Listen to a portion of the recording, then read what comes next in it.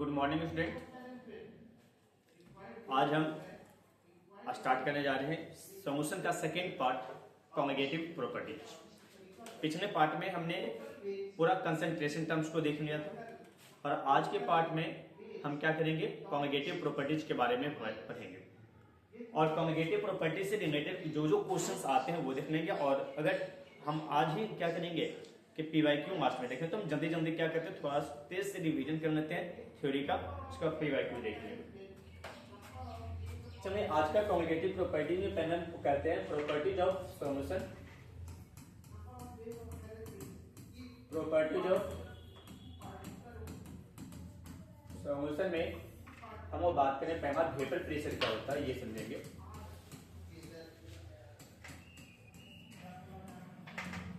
Vapour pressure क्या होता है? अगर मान लीजिए कि मेरे पास एक बर्तन है जिसमें कोई सॉल्वेंट रखा हुआ है। नॉर्मली हमें वाटर यूज होते हैं, बट अगर कोई सॉल्वेंट है जो एक क्लोज कंटेनर के अंदर रखा हुआ है, ये एक बंद बर्तन है, क्लोज कंटेनर है, क्लोज कंटेनर है और इसके अंदर क्या है कि जब इसको हीट कर देना तो इसके कुछ पार्टिकल जो सरफेस पे पार्टिकल है, उस सरफेस का पार्टिकल यहाँ से क्या हो रहा है, ऊपर की ओर जा रहा है। इस तरीके से जा रहा है, यहाँ पे आ रहा, यहाँ से ऊपर की ओर जा रहा। अगर ये ऊपर की ओर जा रहा है तो यहाँ पर क्या करेगा, जैसे ही पहुंचेगा तो ये हो गया वेपर। ये हो गया क्या तुम्हारा, वेपर या वेपराइजेशन हो गया, इस प्रोसेस का नाम हो गया। लेकिन देखो कुछ समय के बाद क्या होगा कि जब इस सरफेस पर पहुंचेगा तो सरफेस पे पहुंचने के बाद, सरफेस पे पहुंचने के बाद यहाँ से कुछ लिक्विड होगा और लिक्विड बन के नीचे आने लगेगा। This is called condensation.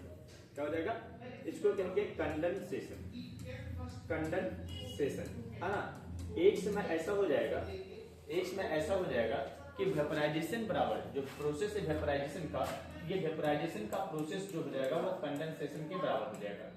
तो वेपराइजेशन इक्वल टू हो जाएगा रेट ऑफ वेपराइजेशन।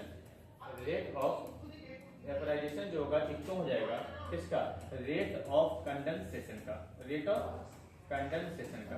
और जिस जगह पर जिस टाइम ये हो जाएगा उसे हम बोलेंगे इक्विलिब्रियम। क्या बोलेंगे उसको, इक्विलिब्रियम। तो उसे हम बोलेंगे इक्विलिब्रियम, उसे हम बोलेंगे इक्विलिब्रियम। तो इक्विलिब्रियम जब ये इक्विलिब्रियम पर पहुंचेगा तो जितना स्पीड से ये क्या होने लगा कि लिक्विड वेपर में जाने लगा, उसी स्पीड से क्या हो रहा है कि ये जो वेपर है वो लिक्विड में आना शुरू कर दे। तो उस प्रोसेस को कहेंगे, इधर कहेंगे वेपराइजेशन, उधर जब आएगा उसको कहेंगे कंडेंसेशन। तो rate of vaporization equal to rate of condensation जहां हो जाएगा उसको कहेंगे इक्विलिब्रियम। तो इस इक्विलिब्रियम पे इस वेपर के द्वारा इस अपने सरफेस पे क्या करेगा, जितना प्रेशर एक्सर्ट करेगा, लिक्विड अपने सरफेस पे जितना प्रेशर एक्सर्ट करेगा उसको कहेंगे क्या, वेपर प्रेशर। इसका डिफाइन करते हैं, the pressure exerted by vapour of any liquid, exerted by vapor of any liquid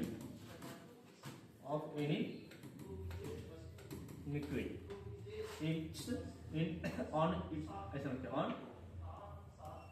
its own surface at equilibrium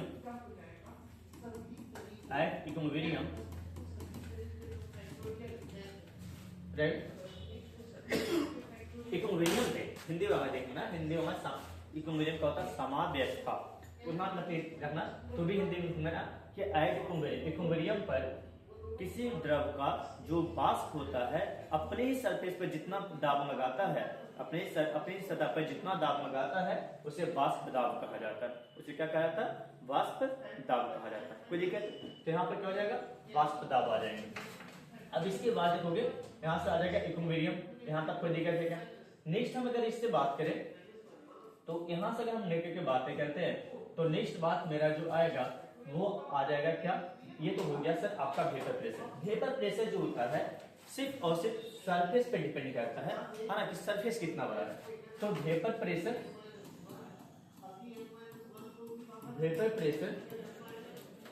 depends on surface area of liquid, surface area of liquid and independence, क्या ऐसा मैं सकता हूँ, surface area भी छोड़ दो, ऐसा लिखते हैं डिपेंड्स ऑन ओनली टेम्परेचर, क्या देते हैं, डिपेंड्स ऑन ओनली टेम्परेचर। जितना टेम्परेचर बढ़ाएंगे इसका, है ना, जितना टेम्परेचर का बढ़ाएंगे उतना ज्यादा ये वेपर में बन पाएगा, है ना। तो क्या करेगा, सिर्फ टेम्परेचर पे डिपेंड करेगा, जितना ज्यादा टेम्परेचर बढ़ाओगे उतना वेपर बन पाएगा। इस बातों पे डिपेंड नहीं करेगा कि इसके अंदर कितना लिक्विड है, क्योंकि ये सिर्फ और सिर्फ सरफेस फेनोमेनन है, और सरफेस फेनोमेनन है तो सिर्फ सरफेस एरिया पर डिपेंड करेगा, है ना। तो क्या होगा, इसमें हम देंगे it independence on amount of salt, independence on amount of क्या हो जाएगा, solvents, amount of solvent या amount of component पे नहीं करेगा, and shape size of container या, है ना, shape size of vessel, shape या size of vessel। ये बर्तन किस शेप का, बर्तन का साइज कितना बड़ा है, इससे कोई मतलब नहीं है। जितना ज्यादा टेम्परेचर देंगे उतना ज्यादा वेपर में कन्वर्ट हो पाएगा ये, तो वेपर प्रेशर पर डिपेंड करेंगे सिर्फ ये वाला पार्ट। अब देखिए इसी कॉन्सेप्ट से लेकर आते हैं एक साइंटिस्ट जिनका नाम है रॉम्समा, है ना, ये याद रखना। तो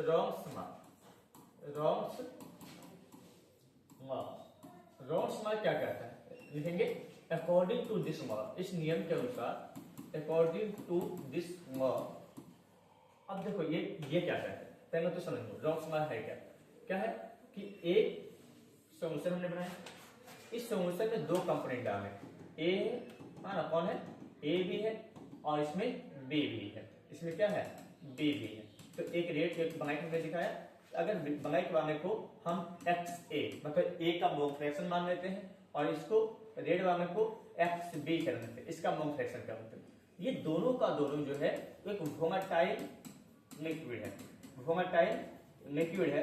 वोलेटाइल लिक्विड मतलब क्या, वोलेटाइल लिक्विड मतलब होता है कि जो आसान से वेपर में कन्वर्ट हो सकता है। तो ये दोनों का दोनों वेपर में कन्वर्ट हो सकते हैं। तो अगर एक मिक्सचर होगा तो उस मिक्सचर के अंदर जो क्या होगा, दोनों का कुछ ना कुछ कंपोनेंट रहा होगा। तो जब ये दोनों का कुछ ना कुछ कंपोनेंट रहा होगा तो तुम्हारे पास क्या हो जाएगा, इधर देखना चाहिए, है ना। अगर जिसको भी कॉपी करना कॉपी कर ले, या तो फिर तुम इसको क्या करूंगा, स्क्रीनशॉट लूंगा जल्दी में, क्योंकि उतना टाइम तो है नहीं तुम्हें कॉपी करने का, तो आप इसे स्क्रीनशॉट में लें, है ना। तो यहां से देखोगे इसका, इस चीजों को हम कहेंगे कि व्हेन टू वोलेटाइल मिक्सचर, जब हम दो वोलेटाइल मिक्सचर को लिक्विड को ऐड कर दें, जैसे अगर मेरे पास क्या हो गया, इसमें अगर हमने यहाँ से एक लिक्विड ए डाल दी और एक लिक्विड इसमें हमने बी डाला, है ना, एक लिक्विड ए डाले और दूसरा लिक्विड मेरे पास क्या रहा, बी। तो अगर एक्स ए है और एक्स बी है, तो बताओ इसका जब तुम वेपर बनाओगे तो ए भी कुछ वेपर बनेगा और बी भी कुछ वेपर बनेगा। अगर ए भी कुछ वेपर बना है, रेड वाला मान लो, यहाँ से कुछ बनाए वाला भी वेपर बना होगा, दोनों कंपोनेंट वेपर बना होगा, कि दोनों की सरफेस पे क्या होंगे, दोनों का कुछ ना कुछ प्रेशर आया होगा। तो रॉम्स ऐसे में कहते हैं, है ना, रॉम्स ऐसे में कहते हैं कि इन ए वोलेटाइल मिक्सचर, रॉम्समा ये कहते हैं, है ना, कि in a volatile mixture, in a volatile mixture, a volatile mixture of solution, mixture कहते हैं, the vapor pressure of any component, the vapor pressure of any component is vapour pressure नहीं sir, तो एनी कंपोनेंट में या इसी को मिलते हैं पार्शियल वेपर प्रेशर, है ना, क्या मिलते हैं, partial vapour pressure. Any component में लगा दिए तो कोई दिक्कत नहीं है उसमें। तो partial vapour pressure of any component is proportional to its mole fraction,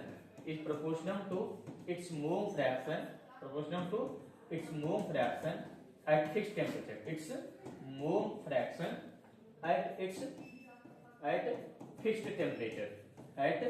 fixed temperature, है ना। तो क्या होगा कि नियत ताप पर, अगर हिंदी में पूछा जाए तो क्या कहेंगे, नियत ताप पर, कि एक विलयन के अंदर दो कंपोनेंट है, उसमें से किसी एक का जो क्या होगा, पार्शियल प्रेशर होगा वो समानुपाती होगा किसका, उसके मोल प्रभाज का।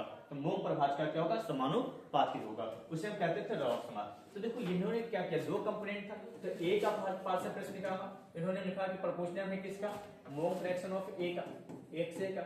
इसको हटाने के लिए क्या लिया, P not A, P not A X ए।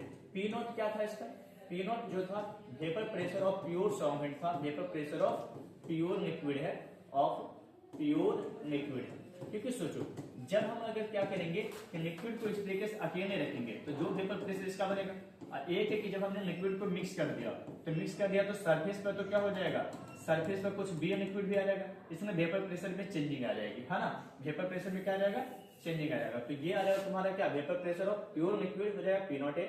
ऐसे ही अगर पीबी की बात करें तो हम कहेंगे P not B X B लिख देंगे, P not B X B लिख देंगे।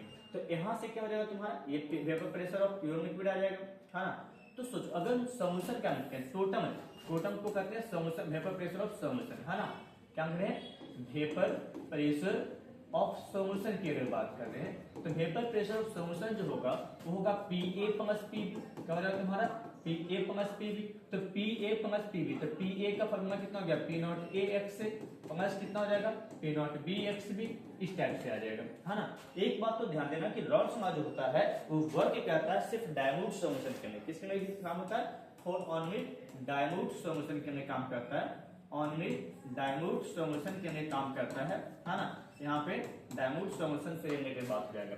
अब देखिए जी यहाँ से क्या हो गया, हमने ये तो पढ़ा कि पी एस इज तो मेरे पास आ गया formula P not A X A plus क्या आ गया, P not B X B, है ना, P not A X A plus क्या आ गया, P not B X B. अब मुझे पता है कि X A plus X B का जो वैल्यू होता है 1 होता है। अगर ए के टर्म में निकालना चाहे या बी के टर्म में निकालना चाहे, तो अगर ए के टर्म में निकालना चाहते हैं तो X B is come to 1 minus X आ जाएगा। आप रख लीजिए यहाँ से P S is come to क्या हो जाएगा तुम्हारा, P not A X plus कितना रहेगा, पी नॉट बी, और एक्स बी की वैल्यू अगर निकाल रखते हैं 1 माइनस एक्स से, तो सोचिए यहाँ से क्या हो जाएगा तुम्हारा, P not A X A plus क्या आ जाएगा, P not B minus P not B X B. अगर हम यहाँ से एक्स, है ना, क्या जाएगा, P not B X A, अगर एक्स को हम कॉमन ले लेते हैं, एक्स को हम क्या कर लेते हैं, कॉमन ले लेते हैं, तो यहाँ से क्या आ जाएगा तुम्हारा, P not B minus P not B plus आ जाएगा, यहाँ से क्या आ जाएगा, P not A minus P not B, है ना, P not A minus P not B. तो तुम्हें यहाँ से क्या आ जाएगा, तुम्हें पी नॉट बी यहाँ से आ जाएगा कॉमन एक्स। तो ये आपको क्या हो गया, एक्स ए के टर्म में आ गया, ए के टर्म में जब निकालना होगा, अगर देखो अगर आपको 2 या 3 मार्क्स में रॉड्समा आ रहे हैं तो आप यहाँ पर करके छोड़ सकते हो, लेकिन अगर 5 मार्क्स का क्वेश्चन जब बन रहे हैं तो फिर थोड़ा सा इसको आप आगे बढ़ा दे रहे हैं, तो लिखेंगे in terms of component A, है ना, पैमाने में यहाँ से लिखेंगे in terms of component A component के टर्म्स में बात कर रहा है। फिर अगला लिखेंगे in terms of component B, in terms of component B. अगर कंपोनेंट बी के टर्म्स में बात करेंगे, कंपोनेंट बी के टर्म्स में बात करेंगे, तब हम इस तरीके से लिख सकते हैं क्या कि सर अगर बी के टर्म्स में लिखेंगे तो X A is come to, यहां से क्या लिख सकते हैं 1 माइनस एक्स बी रख सकते हैं, और जहां पर ए है वहां पर बी का वैल्यू पुट कर देंगे। तो देखो यहां से क्या हो जाएगा तुम्हारा कि sir P S is come to, यहां पर आ गया तुम्हारा P not A X A को रखो 1 माइनस एक्स बी, और प्लस क्या रखो P not B X B. तो सोचिए यहां से आ जाएगा आपका क्या सुन करके कि sir P not A minus P not A X B, और प्लस क्या आ जाएगा आपका P not B X B आ जाएगा।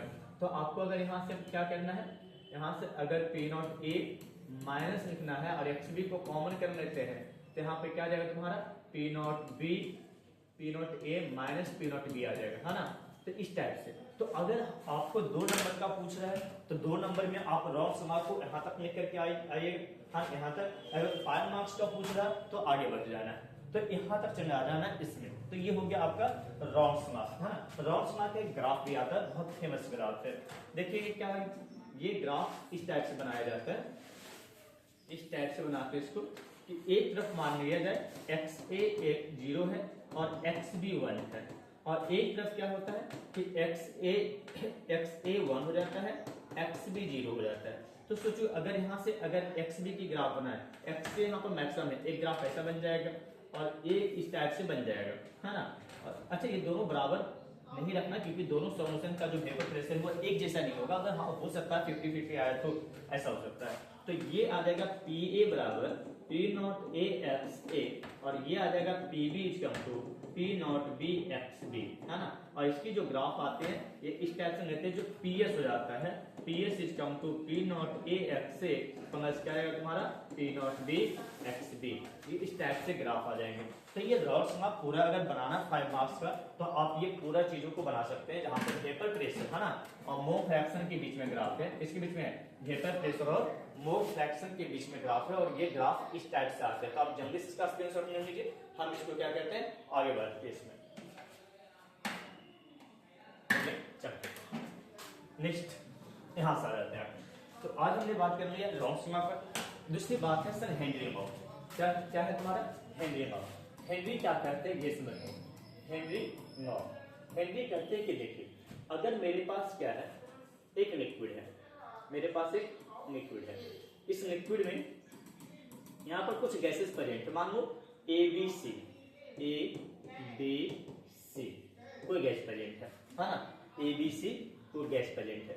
अब वो कह रहे हैं कि देखो इस ये अगर गैस, ये सारे गैसेस अगर इस लिक्विड में आना चाहते हैं, अगर ये सारे गैसेस इस लिक्विड में डिजॉल्व होना चाहता है, तो वो लिक्विड ज्यादा डिजॉल्व हो पाएंगे, उसकी सॉल्युबिलिटी ज्यादा होगी, जिसका पार्शियल प्रेशर ज्यादा होगा। तो ये क्या कहते हैं according to this law, according to this law at constant temperature solubility of gas in any liquid, temperature solubility of gas in liquid is proportional to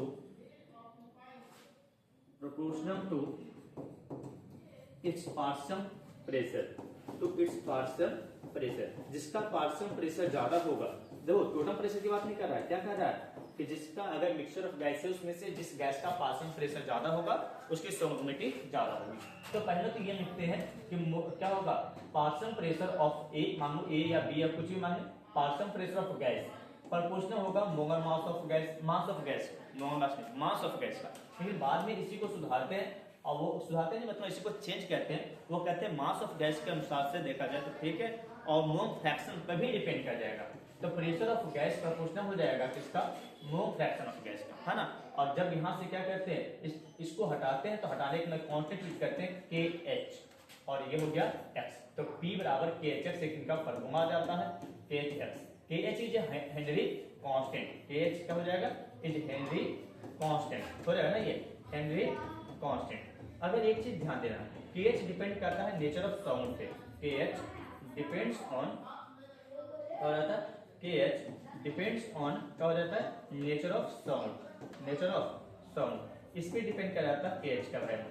अगर KH जिसका ज्यादा है, KH इनवर्सली प्रोपोर्शनल हो जाता है सॉल्युबिलिटी ऑफ गैस का, KH inversely proportional हो जाता है सॉल्युबिलिटी ऑफ गैस का।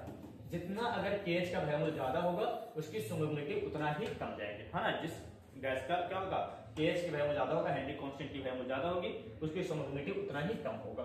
KH डिपेंड करता है टेम्परेचर, KH क्या करता है डिपेंड्स ऑन टेम्परेचर, टेम्परेचर जितना ज्यादा बढ़ाएंगे उतना KH का वैल्यू क्या होता जाएगा बढ़ता चला जाएगा। तो ये तुम्हारा क्या हो जाएंगे KH का पार्ट हो जाएगा। तो ये हेनरी लॉ आ गया, ये क्या गया तुम्हारा हेनरी लॉ। अब एक क्वेश्चन यहाँ से आता है, एक तो हमारे रॉल्स में से पूछ लेते हैं, रॉल्स में पूछने के साथ साथ मुझे क्या करता है हेनरी में भी पूछ लेता है से, लेकिन रॉल्स हेनरी के साथ साथ तुम्हें क्या करता है ये भी पूछता है कि रॉल्स में is special case of Henry में कैसे देखोगे। एक क्वेश्चन से हमसे बताता है, ये एक पॉइंट में आता है कि रॉल्स में इज स्पेशल केस ऑफ, है ना, पॉइंट में क्वेश्चन नहीं, रॉल्स में is an application of is a special case of Henry Mark, is a special case of Henry Mark ऐसा लगता है। क्यों ये लिखता है ये समझ लेना है। जैसे अकॉर्डिंग टू रॉल्स मार्क की अगर बात करें, अकॉर्डिंग टू रॉल्स मार्क की अगर बात करते हैं, तो रॉल्स मार्क के अकॉर्डिंग क्या था कि P बराबर मतलब PA बराबर क्या था मुझे P नॉट AX से, और यहाँ पे क्या था अकॉर्डिंग टू हेनरी मार्क की बात करें, हेनरी मार्क की बात करें तो हेनरी मार्क में जो होगा ये कहता है कि सर PA बराबर KHX, तो दोनों में क्या करें कि जो सोलिबिलिटी वो पार्शियल प्रेशर पे डिपेंड करा रहे हैं। किसकी बात करें? दोनों का दोनों, बोथ स्टेटमेंट्स आर डिफरेंट। उनका होगा both statement defined on the basis of क्या होगा? Partial pressure. किसके बेस पे बात कर रहे हैं? पार्शियल प्रेशर के बेस पे बात कर रहे हैं। दोनों का दोनों पार्शियल प्रेशर के बेस आधार पे बात कर रहे हैं। और जब पार्शियल प्रेशर के आधार पे बात कर रहे हैं, इसके कारण से ये दोनों क्या है? एक दूसरे के केसेस से ये कह रहे थे कि भाई जिसका पार्शियल प्रेशर ज्यादा होगा उसकी सोलिबिलिटी ज्यादा होगा। ये कह रहे हैं कि जिसका मोम फ्रैक्शन ज्यादा होगा, सॉरी पार्शियल प्रेशर एंड मोम फ्रैक्शन है एंड क्या मोम फ्रैक्शन। ये कह रहे हैं क्या कि जिसका मोम फ्रैक्शन ज्यादा होगा उसका पार्शियल प्रेशर ज्यादा होगा। कौन कह रहे हैं? रॉस कह रहे हैं जिसका मोम फ्रैक्शन लिक्विड का ज्यादा है उसका पार्शियल प्रेशर ज्यादा है। और एक कह रहे हैं तुम्हारे पास क्या कि जिसका पार्शियल प्रेशर ज्यादा होगा वो सॉल्यूबल ज्यादा होगा, है ना। सिंपल सी बात है, एक दूसरे से रिलेट कर रहे हो। तो ये एक्सप्रेशन के केस आ गया हेनरी माउ का। तो ये भी पूछा जाता है, हेनरी माउ पूछे गए हैं, कई बार पूछे गए 2 मार्क्स में हेनरी माउ का क्वेश्चन। तो ये हेनरी माउ आ गया तेरे पास। एक रॉस-माइज एक्सप्रेशन केस ऑफ हेनरी माउ, ये भी पूछा गया है। तो यहाँ से देखोगे कि दोनों का दोनों जो होता है पार्शियल प्रेशर और मोम फ्रैक्शन पे डिपेंड कराते हैं। इस कारण से हम इन्हें क्या कहते हैं कि एक केसेस है हेनरी रॉस का जो ये है वो एक केस है किसका? हेनरी माउ का, क्योंकि हेनरी पहले आते हैं रॉस बाद में आते हैं। इसी कारण से इनको ये कहा जाता है। चलिए ये आपको समझ आ गया। तुम इसको एक बार स्क्रीनशॉट ले लो तुम, है ना। उसके बाद बात करें आगे, हो गया इसको। चलो नेक्स्ट हम आगे बात करें। आ जाओ, अब ये हो गया आपका रॉस माउ और हेनरी माउ हो गया। चलिए एक बार कभी कभी क्वेश्चंस अच्छे क्वेश्चन अगर बनाते हैं तो रॉस इक्वल टू डाउटन करते हैं। डाउटन क्या बोलता था? डाउटन बोलता था कि क्या होगा कि जो टोटम यहाँ पर जो होगा, अगर मान लिया जाए एक लिक्विड है, 2 लिक्विड है, एक का लिक्विड फेज में XA XB XA और XB है ना। अगर ये वेपर बना तो कुछ A का भी बना होगा, कुछ क्या बना होगा? B का भी बना होगा। कुछ A का भी बना होगा, कुछ B का बना होगा। तो मान लो बाई A और यहाँ बाई B है। तो सोचो ये लिक्विड फेज की बात कर रहा है। कौन से फेज की बात कर रहा है? लिक्विड फेज की बात कर रहा है ना। ये लिक्विड फेज की बात कर रहा है और ये वेपर फेज की बात कर रहा है। किसकी बात कर रहा है? ये वेपर फेज की बात कर रहा है। तो एक लिक्विड फेज हो गया और दूसरा क्या हो गया आपका? वेपर फेज हो गया। रॉस इज कम टू डाउनस्ट्रीम, मतलब रॉस मास बराबर डाउनस्ट्रीम मास की बात कर रहा है। कैसे कर सकते हो? देखोगे तुम्हारा यहां से हम आगे बात करें तो सर ये कहते हैं डाउनस्ट्रीम मास कहते हैं कि टोटल प्रेशर जो होगा, ऐसा लिखते हैं, हाँ, कि किसी का जो पार्शियल प्रेशर होगा, मान लो partial pressure of A in vapour phase, है ना। इसका मतलब क्या हो जाएगा? इसका mole fraction into total pressure आ जाएगा। वैसे ही अगर कहते हैं इसका क्या कहते हैं कि पार्शियल प्रेशर ऑफ बी जो होगा वो क्या होगा? इसका मोम फ्रैक्शन इनटू पीटी आ जाएगा, टोटल प्रेशर। जबकि ये कहना है कि पीटी बराबर क्या होगा? पी नॉट ए एक्स से आप हमारे क्या बनेंगे? P not B X B हो रहा है ना। तो अब सोचो अगर यहाँ से हम क्या कहते हैं कि टोटल प्रेशर अगर इनका लिखते हैं तो टोटल प्रेशर कैसे लिखा जाएगा कि बाई ए इंटू पीटी हो रहा है ना। मतलब इसका पार्शियल प्रेशर जो होगा वो कितना हो जाएगा? ऐसा पी टोटल बराबर यहाँ से क्या आ जाएगा तुम्हारा? P A plus P B आ जाएगा। तो पी ए क्या आ जाएगा तुम्हारा? Y A into P T. तो पी टोटल बराबर Y A into P T आ जाएगा, हो जाएगा ना ये। तो यहाँ से बस इतना करना ना। जैसे रॉस में इसका हम क्या करेंगे? Doctors mark. तो देखो इसका पीटी बराबर किसके अनुसार से? रॉस मार्क के अनुसार से जो आएगा वो कितना रहेगा तुम्हारा? पी ए बराबर पी नॉट ए एक्स से, पी नॉट ए एक्स से आ जाएगा। और इसका पी ए बराबर इसके अनुसार से, रॉस के अनुसार से हो गया ना। और ये डाउनटन के अनुसार से रखोगे पी ए बराबर Y A into P T, by A into P T. ठीक है, ये बराबर आ जाएंगे पी नॉट ए एक्स से। इसका मतलब क्या आ जाएगा तुम्हारा? Y A into P T आ जाएगा। तो पी टी इसका मतलब तुम्हारे पास क्या आ जाएंगे कि पी नॉट ए एक्स से, पी नॉट ए एक्स से बाई क्या आ जाएगा तुम्हारा? बाई ए। वैसे तुम्हारे पास इधर क्या आ सकता है? इसके लिए बात कर सकते हो। तो ये आएंगे रॉस का केस एंजियोमा में, रॉस इज कम टू डाउनटन जब अच्छे न्यूमेरिकल बनाने होंगे तब। तो इस केसेस में बहुत कम आते हैं क्वेश्चंस, है ना। चलो नेक्स्ट हमारी जो बातें हैं वो है आरडीएम बॉइलिंग पॉइंट की बातें कर लेते हैं। किसकी बात कर लेते हैं? बॉइलिंग पॉइंट की बात कर लेते हैं। बॉइलिंग पॉइंट की बात कर लेते हैं। बॉइलिंग पॉइंट क्या होता है कि सर वो टेम्परेचर जहां पर क्या हो जाता है किसी लिक्विड का जो वेपर प्रेशर होता है वो एटमॉस्फेरिक प्रेशर के या एक्सटर्नल प्रेशर के बराबर हो जाता है। तो दैट टेम्परेचर या those temperature on which vapour pressure of any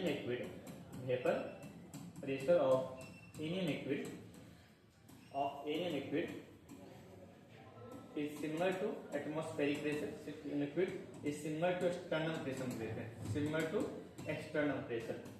जिस टेम्परेचर पे क्या हो जाएगा, किसी का जो वेपर प्रेशर होगा, किसी लिक्विड का वेपर प्रेशर एक्सटर्नल प्रेशर के बराबर हो जाता है, उसको हम बोल देते हैं उसका बॉइलिंग पॉइंट बोल देते हैं। तो क्या बोलते हैं बॉइलिंग पॉइंट। बॉइलिंग पॉइंट देखो, एक नॉर्मल बॉइलिंग पॉइंट होता है। नॉर्मल बॉइलिंग पॉइंट जो होता है वो एटमॉस्फेरिक प्रेशर के बराबर होता है, 1 atm पे होता है ना। और एक होता है स्टैंडर्ड बॉइलिंग पॉइंट।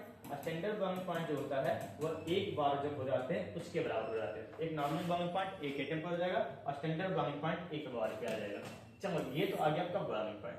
अब इसमें आते हैं कॉन्जुगेट, मतलब एक आता है RDM and non RDM solution. चलो यहां से देख लेते हैं आरडीएम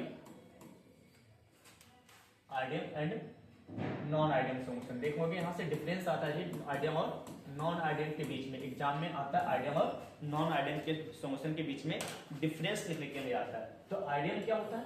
आरडीएम होता है कि फॉर्मल रॉन्ग समास, जो रॉन्ग समास को फॉर्म करनेगा वो आरडीएम हो जाएगा। फॉर्मल रॉन्ग समास क्या हो जाएगा? आरडीएम। नॉट फॉर्मल रॉन्ग समास, क्या हो जाएगा तुम्हारा? नॉन आरडीएम हो जाएगा, है ना। तो रॉन्ग समास को फॉर्म करेगा वो आरडीएम और रॉन्ग समास को जो फॉर्म नहीं करेगा नॉन आरडीएम। तो रॉन्ग समास क्या था? PS system to P not A X A समझ P not B X B, ये था रॉन्ग समास, है ना। एक तुम्हारे पास क्या हो जाएगा? PS not equal to P not A X A समझ क्या हो जाएगा तुम्हारा? P not B X B हो जाएगा। ये समझ आ गई। अब यहाँ पर देखिएगा आपको क्या होगा कि P not A X A, अब ये क्या होगा? इससे जितना अभी हम मान लें एक लिक्विड लिए थे, इसमें 2 लिक्विड लिए ए और बी, ये दोनों का जो वेपर प्रेशर आया वो दोनों आपस में जुड़ने के बाद उसका वेपर प्रेशर वही रह गया। इसका मतलब है कि ए के बीच में जो इंटरेक्शन फोर्स है और बी के बीच में जो इंटरेक्शन फोर्स है वो ए बी के इंटरेक्शन फोर्स के बराबर हो गया है। तो जब ए वहां के वेपर प्रेशर बी वहां के वेपर प्रेशर दोनों को जोड़े तो जितना आना चाहिए था उतना आ गया है। तो इंटरेक्शन फोर्सेस सबका क्या हो गया है? इक्वल हो गया है। इंटरेक्शन फोर्सेस सबका क्या हो गया? सेम हो गया। Interaction same. तो जब इंटरेक्शन सेम यहाँ पर आ जाएगा, यहाँ पे क्या आ गया कि देखो इसको में दो कंडीशन, दो सिचुएशंस आ सकता है। दो सिचुएशन क्या आ सकता है? या तो एक को हम कहते हैं पॉजिटिव डिविएशन, क्या कहते हैं? पॉजिटिव डिविएशन, क्या कहते हैं? Positive deviation. और दूसरे को क्या बोलते हैं हम लोग? Negative deviation. क्या बोलते हैं? Negative deviation. अब देखिए जो पॉजिटिव डिविएशन में क्या होता है, पॉजिटिव मतलब वैल्यू बढ़ रहा है, मतलब पीएस इज ग्रेटर देन हो रहा है P not A X A, plus क्या हो रहा है तुम्हारा? P not B X B. इसका मतलब है कि यहाँ का क्या हो गया? पीएस ज्यादा वेपर बनने लग गया, पीएस ज्यादा मतलब ज्यादा वेपर बनने लग गया सॉल्यूशन। इसका मतलब है उसके बीच का बॉन्ड कमजोर हो गया है। तो ए बी जो होगा वो लेस देन हो जाएगा ए और बी से, है ना। ए और बी के इंटरेक्शन से क्या हो जाएंगे? कमजोर हो जाएंगे। जब कमजोर बने होंगे तो जल्दी वेपर बनेगा, तो ये आ जाएगा तुम्हारा, है ना। इसमें क्या हो जाएगा तुम्हारा? PS is less than P not A X A अब प्लस क्या आ जाएगा आपका? P not B X B. इसका मतलब वेपर प्रेशर कम बन रहा सॉल्यूशन का, तो सॉल्यूशन का जो सॉल्वेंट और सॉल्वेंट है उसके बीच में इंटरेक्शन हो गए होंगे। इसका मतलब ए बी का जो इंटरेक्शन फोर्स है वो ज्यादा होगा ए से और किससे? बी से। इसका इंटरेक्शन अगर ज्यादा हो जाए तो ज्यादा इंटरेक्शन हो जाएगा, तो ऐसे सिचुएशंस में क्या आ जाएगा? उसका नेगेटिव डिविएशंस आ जाएगा।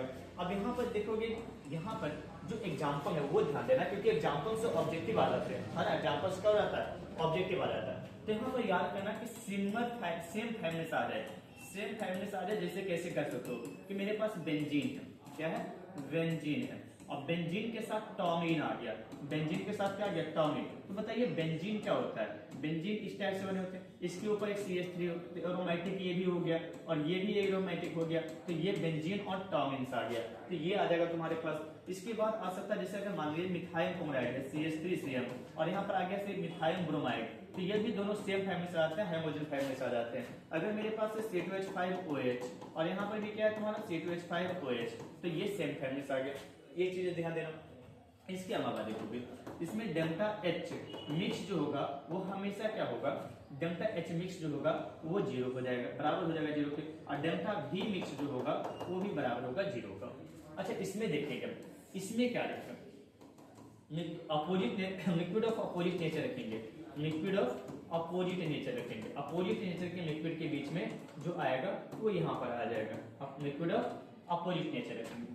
अपोजिट नेचर रखने का मतलब है कि जैसे अगर मान लिया जाए हमने यहाँ CH3 लिया पोमर, और इसके साथ जोड़ते हैं CCm4 नॉन पोमर, तो ये पोमर है, ये पोमर है, और दूसरा इसका क्या है, नॉन पोमर है। तो अगर मेरे पास मान लीजिए हम लेते हैं C2H5OH वाटर, अब यहाँ पर लेते हैं H2O, H2O जो होता है स्ट्रॉन्ग हाइड्रोजन बॉन्डिंग बनाता है, जबकि ये वीक हाइड्रोजन बॉन्डिंग बनाता है, तो यहाँ पर क्या हो जाएगा, ये दोनों आ जाएगा।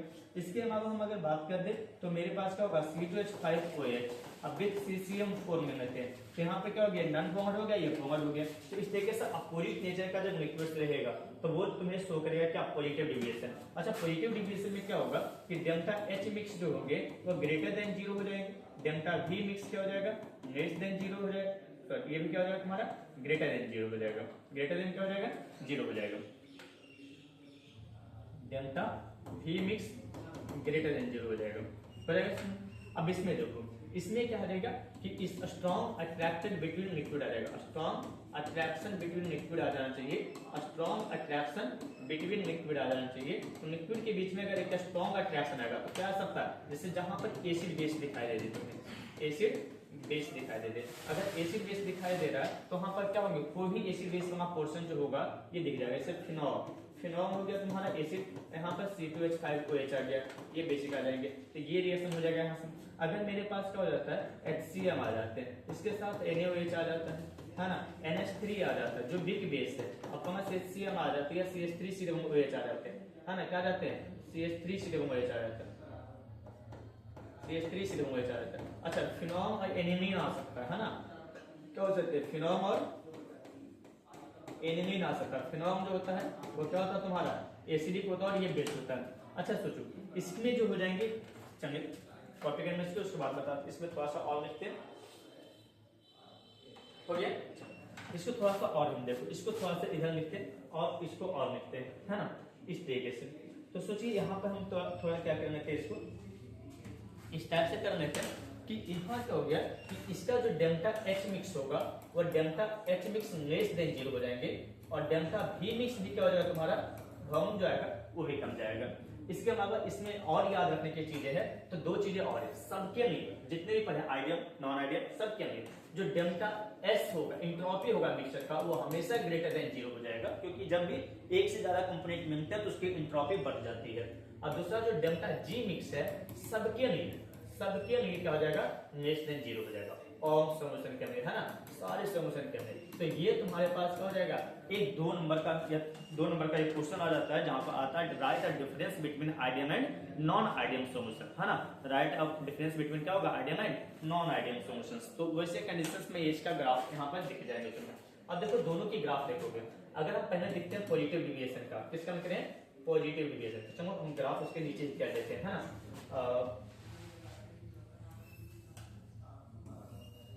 देखिएगा ये ग्राफ है मेरा, ऐसा ग्राफ मैंने, ये था मेरा आइडियम सॉल्यूशन, है ना, ये क्या था मेरा आइडियम, तो आइडियम का तो वही ग्राफ मेरा जो रॉसमा की ग्राफ थे, तो रॉसमा के ग्राफ इस टाइप से आ गया, रॉसमा को फॉर्म कर रहा है, रॉसमा को फॉर्म कर रहा है, तो ये ग्राफ आ जाएगा आइडियम का, है ना।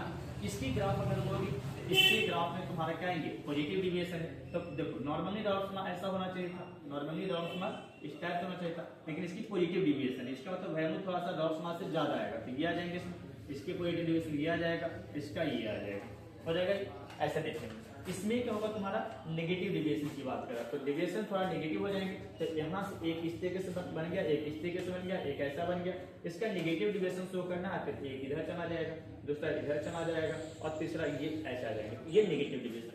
अच्छा, ये जो ऊपर वाला होता है दिस इज लिक्विड फेज, कौन सा फेज होता है, लिक्विड फेज, और नीचे वाला जो होता है वो वेपर फेज होता है ना, और ये लिक्विड और वेपर का मिक्सचर होता है, वैसे लिक्विड वेपर का मिक्सचर होगा, लिक्विड वेपर का यहाँ पर मिक्सचर हो जाएगा। तो ये तुम्हारे पास क्या आ जाएंगे, ये कुछ ग्राफ आ गए, तो इसके बेस पर अगर इतना लिख करके आ जाते हो तो कोई मार्क्स नहीं काटने वाला है, पूरे मार्क्स में क्या होंगे, आइडियम और नॉन आइडियम सॉल्यूशन से रिलेटेड जो भी आएंगे वो मिल जाएंगे आपको, हो जाएगा यहाँ तक। चलो नेक्स्ट अगर हम बातें करते हैं आपको, तो पहले इसको कॉपी कर लें, उसका नेक्स्ट बातें हम लेके आते हैं कॉम्युनिकेटिव प्रॉपर्टीज पे, है ना। अब आते हैं कॉम्युनिकेटिव प्रॉपर्टी पे, हो गया। चलो नेक्स्ट कॉन्जुगेटिव प्रॉपर्टी देखें तो कॉन्जुगेटिव प्रॉपर्टीज में हम क्या देख रहे हैं, कॉन्जुगेटिव प्रॉपर्टी देख रहे हैं। कॉन्जुगेटिव प्रॉपर्टीज में क्या होगा, वो प्रॉपर्टी सॉल्यूशन का जो अमाउंट ऑफ सॉल्वेंट पर डिपेंड करता हो बट नेचर ऑफ सॉल्वेंट से इंडिपेंडेंट होता होगा, है ना। नेचर ऑफ सॉल्वेंट पे डिपेंड नहीं करता हो, अमाउंट ऑफ सॉल्वेंट पे, नंबर ऑफ क्या होता है सॉल्वेंट पे डिपेंड करता है, उसको कहते हैं कॉन्जुगेटिव प्रॉपर्टी। हिंदी वाले के लिए इसको क्या बोलते हैं, अनुसंख्य गुणधर्म। क्या कहते हैं, अनुसंख्य गुणधर्म। तो this properties of solution, this property of solution, this property of solution which depends on solution which depends on क्या हो जाएगा तुम्हें, depends on number of amount या number of solute but it independence on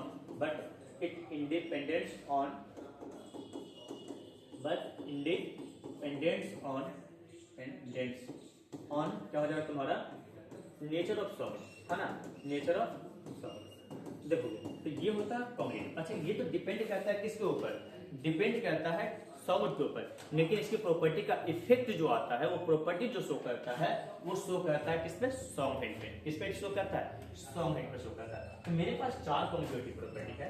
एक मेरे पास RMPP, पहला क्या है RMPP, हाँ।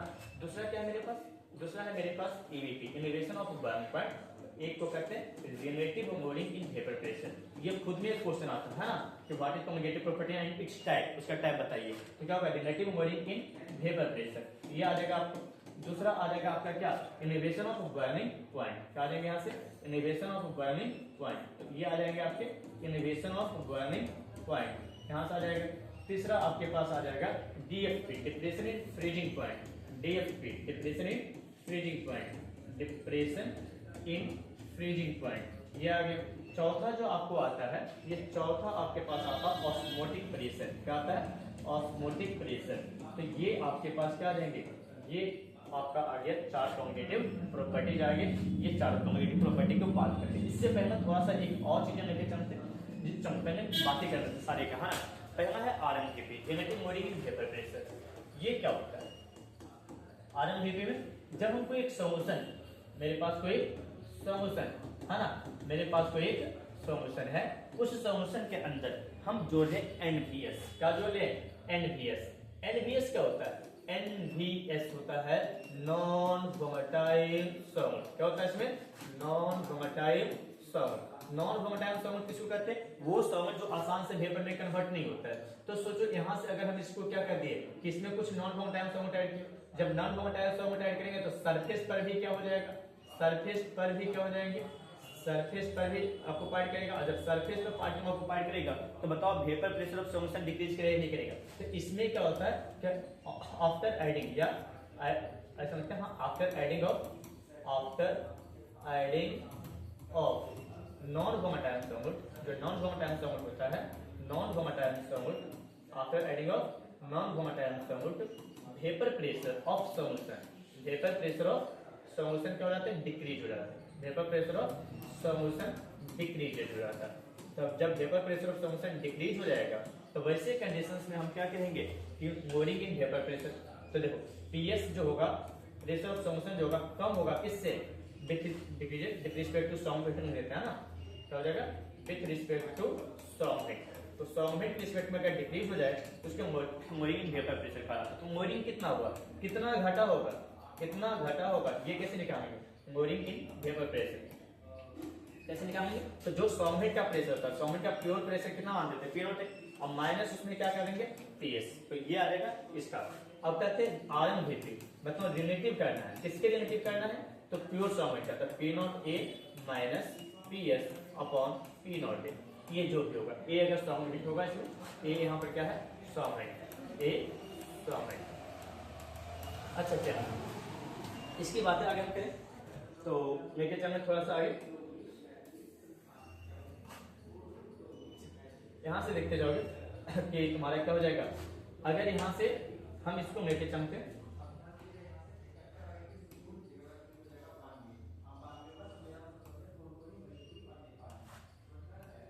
चलिए यहां से हम देखो इसको अगर प्रूफ भी करने के लिए आते है एग्जाम में 5 मार्क्स का आ जाता है।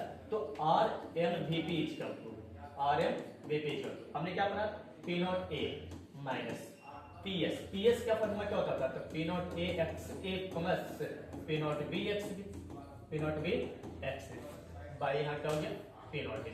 अब यहाँ पर देखिएगा एक्स ए को मान लीजिए सॉल्वेंट, एक्स ए को मान लीजिए मोल फ्रैक्शन ऑफ सॉल्वेंट और एक्स बी जो होगा वो हो जाएगा सॉल्वेंट। क्या हो जाएगा? सॉल्वेंट हो जाएगा। एक सॉल्वेंट हो गया और एक क्या हो गया तुम्हारा सॉल्वेंट हो गया। अच्छा ये जो होता है अकॉर्डिंग टू रॉल्स मार्क के अनुसार से देखेंगे तो वेरी डाइल्यूट सॉल्यूशन की बात करते हैं। किसके लिए? वेरी डाइल्यूट सॉल्यूशन की बात करते हैं। तो जब डाइल्यूट सॉल्यूशन की बात करेंगे डाइल्यूट सॉल्यूशन की बात करें तो जब बहुत छोटा सॉल्यूशन की बात करें डाइल्यूट्स की बात करें mole fraction of B is very very less than mole fraction of A. तो वैसे कंडीशन में इसको निगेट कर सकते हैं। तो एक्स बी को अप्रॉक्स मान लेते हैं 0। तो X A plus X B का जो वैल्यू है x A plus X B का जो वैल्यू है किसके बराबर मान लेते हैं? एक्स ए के बराबर मान लेते हैं। तो ये तो खत्म हो गया तुम्हारा। तो यहाँ से क्या हो जाएगा तुम्हारा कि पी एस बराबर R M V P is come to R M V P is come to P not A minus P not A X A. अब बाई यहाँ क्या आ गया तुम्हारा एक्स ए। अब सॉरी पी नॉट ए को कॉमन ले सकते हैं क्या? ले सकते हैं ना यहाँ से। तो क्या जाएगा आपका कि R M V P is come to आपका आ गया पी नॉट ए को कॉमन ले लीजिए तो P not A into 1 minus X A. तो यहाँ पर बाई पी नॉट ए तो पी नॉट ए से पी नॉट ए कट गया तो R M V P is come to आपका आ गया 1 माइनस एक्स ए। और 1 माइनस एक्स ए किसके बराबर आ जाएंगे? एक्स बी के बराबर आएंगे मोल फ्रैक्शन ऑफ सॉल्वेंट के बराबर आ जाएंगे। एक्स किसके बराबर आ गया? एक्स बी पर आ गया। इससे पता चल गया कि आर एम वी पी क्या है तुम्हारा? आर एम वी पी है P not A minus P S upon P not a. इसके बराबर आ गया क्या तुम्हारा? मोल फ्रैक्शन ऑफ सॉल्वेंट। इससे पता चल गया कि अमाउंट ऑफ सॉल्वेंट पे डिपेंड करता है। किस पे हो गया? मोल फ्रैक्शन ऑफ सॉल्वेंट पे आ गया। मोल फ्रैक्शन ऑफ सॉल्वेंट है ना। तो यहाँ से ये डिपेंड कर रहा है किस पे? सॉल्वेंट पे डिपेंड कर रहा है। कोई दिक्कत नहीं। तो ये चीजें आपको समझ में आ जाएगा कि आरएमवीपी क्या होता है ये पूछेगा और साथ में पूछेगा कि आरएमवीपी एक कॉन्जुगेटिव कैसे है। तो आरएमवीपी क्या होता है अगर पूछे तो यहाँ तक आ जाता है 2 नंबर का आगे। लेकिन ये एक कॉन्जुगेटिव प्रॉपर्टी है। अगर ऐसा करके क्वेश्चन करे तो हमें वहां तक समझ जाना पड़ेगा। अच्छा थोड़ा सा न्यूमेरिकली के लिए इसको थोड़ा सा और करते हैं। तो पहला स्क्रीनशॉट लेंगे इसको हो गया। चलिए यहाँ से बात करें नेक्स्ट हम इसका बात करें तो क्या आ गया मेरा आरएमवीपी का जो फॉर्मूला आ गया आरएमवीपी इज कम टू मेरे पास आ गया P not A minus P S upon P naught is come to X B. Mole fraction कैसे लिखते हैं? मोम फ्रैक्शन लिख सकते हैं P not A minus P S upon P not A. X B को लिखेंगे मोम ऑफ बी बटा mole of A plus mole of B. तो सोचो वेरी डाइल्यूट सॉल्यूशन किसका है? Very dilute solution. तो अगर वेरी डाइल्यूट सॉल्यूशन होगा तो वेरी डाइल्यूट सॉल्यूशन में मेरे पास क्या जाएगा कि sir P not A minus P S upon P not a. यहाँ क्या जाएगा कि एन ए जो होगा बहुत बड़ा होगा। सॉल्वेंट है ना ए जो सॉल्वेंट का मोल बहुत बड़ा होगा मेरे केस से। तो N A plus N B का जो वैल्यू होगा वो लगभग एन ए के बराबर ही हो जाएगा। तो वहां पर क्या हो जाएगा तुम्हारा N B upon N A आ गया। एन बी अपॉन क्या आ गया? एन ए आ गया। अब बताइए यहाँ से क्या आ गया? P not A minus P S upon P not A. P not A minus P S upon P not a. मोम ऑफ इसको तोड़ दो मोम ऑफ बी सॉल्वेंट को। तो बेट बता मोमर मास ऑफ बी इनटू क्या जाएगा तुम्हारा एन ए आ गया ना। ये क्या आ जाएगा? N A. हम इसको रहने दो नीचे वाला तोड़ देते सॉल्वेंट मोम ऑफ बी बटा W of A by molar mass of W of A by क्या जाएगा तुम्हारा molar mass of A. Molar mass of by में आएगा किसको ऊपर कर देते। अच्छा ऊपर से 1000 से मल्टीप्लाई कर दें और नीचे 1000 से डिवाइड कर दें। अगर सोच लो मोम ऑफ बी बटा wait of solvent in gram by अगर इंटू 1000 रहे तो इसको क्या करते थे मोलारिटी। तो अच्छा समझते इसको इंटू 1000 से डिवाइड कर दो मल्टीप्लाई इंटू इसका क्या आ गया मोमल मास आ गया। क्या आ गया तुम्हें यहाँ से मोमल मास आ गया। मोमल मास ऑफ किसका? एक। तो बताओ इतना को क्या मोलारिटी कहते थे? मोम ऑफ सॉल्वेंट बटा वेट ऑफ सॉल्वेंट इंटू 1000 है ना। इसको होता था मोलारिटी। तो बताओ यहाँ से आ जाएगा क्या R M V P is come to तुम्हारे पास P not A minus P S upon P not A is come to यहाँ से आ जाएगा मोलारिटी इंटू क्या हो जाएगा तुम्हारा molarity into molar mass molality into molar mass of solvent, molar mass of solvent by क्या हो जाएगा तुम्हारा, बाई आ जाएगा 1000। ये किसका आ गया तुम्हारा, ये आ गया मोमेंटिटी। तो देखो यहाँ से हम क्या हो सकता है, ये न्यूमेरिकली व्यू से अच्छा रहेगा जब मोमेंटिटी दिया रहेगा तो, है ना, मोमेंटिटी दिया रहेगा तो न्यूमेरिकली व्यू से ये अच्छा होगा। Mole of solvent by weight of solvent अगर ग्राम में है तो 1000 से क्या करना था इसको डिवाइड, तो ये मोमेंटिटी आ गया, molality into molar mass of A by क्या आएगा तुम्हारा 1000। ये भी तुम्हें क्या करेगा, तो ये आरएमबीपी निकाल के दे देगा तुम्हें। तो ये आरएमबीपी के कॉन्सेप्ट समझ में आ गया, है ना। अब हम आगे बात करते हैं किसके बारे में, इनोवेशन ऑफ बॉइलिंग पॉइंट्स के बारे में। कॉपी करना इसको,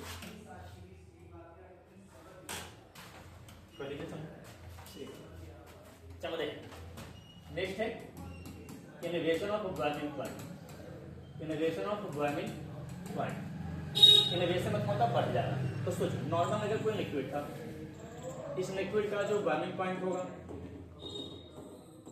और जब इसमें हम नॉन वोलेटाइल सॉल्वेंट ऐड करेंगे, NaBH ऐड करेंगे, तो जैसे इसमें नॉन वोलेटाइल सॉल्वेंट ऐड करेंगे, इसमें है ना क्या ऐड करने वाले हैं, नॉन वोलेटाइल सॉल्वेंट ऐड करने वाले। तो नॉन वोलेटाइल सॉल्वेंट जैसे ही इसमें ऐड करेंगे तो इसका वेपर प्रेशर घट जाएगा। तो एक बात याद रखना कि वेपर प्रेशर क्या होता है, इनवर्सली प्रोपोर्शनल होता है किसका, बॉइलिंग पॉइंट। अच्छा यहाँ पर क्या हो जाएगा, वेपर प्रेशर घटेगा तो बॉइलिंग पॉइंट क्या होगा, बढ़ेगा। वेपर प्रेशर अगर डिक्रीज करेगा तो बॉइलिंग पॉइंट क्या हो जाएगा, इसका इंक्रीज कर जाएगा, है ना, क्या हो जाएंगे, बॉइलिंग पॉइंट इंक्रीज कर जाएंगे। तो देखोगे यहाँ पर क्या हो जाएगा कि अगर हम इसमें NaBH ऐड करते हैं, after adding of NaBH, after adding of NaBH देखो एग्जाम में NaBH शॉर्ट में लिख के बताना क्या होगा, नॉन वोलेटाइल सॉल्वेंट, क्या होगा, नॉन वोलेटाइल सॉल्वेंट, है ना।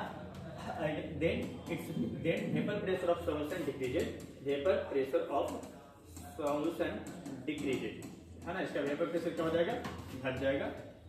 And then vapour pressure of solution decrease, vapour pressure solution क्या हो जाएगा, डिक्रीज होएगा।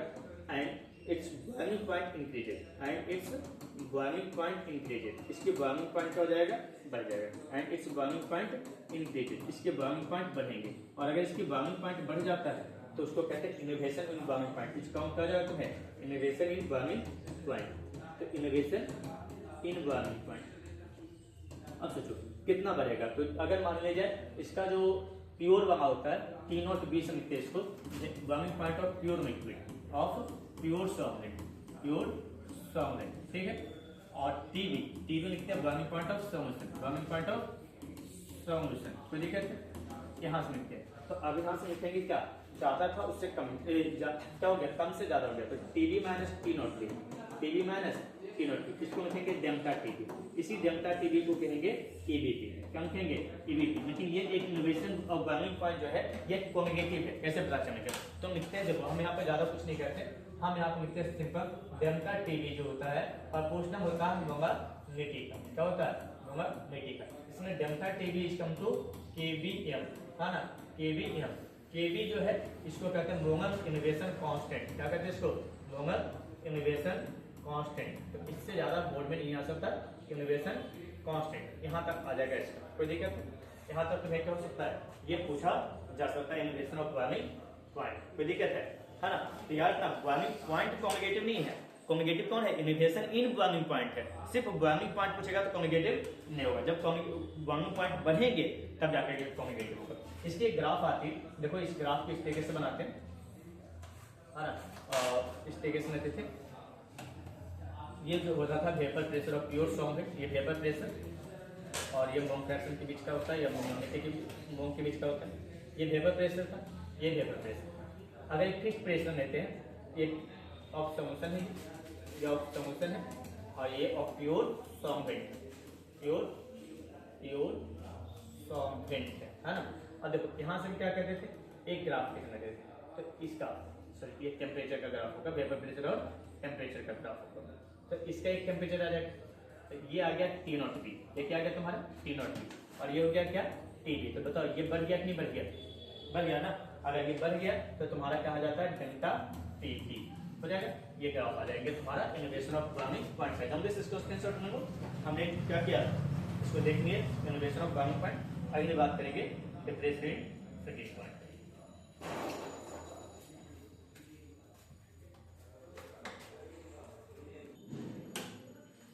नेक्स्ट है डिप्रेशन इन फ्रीजिंग पॉइंट।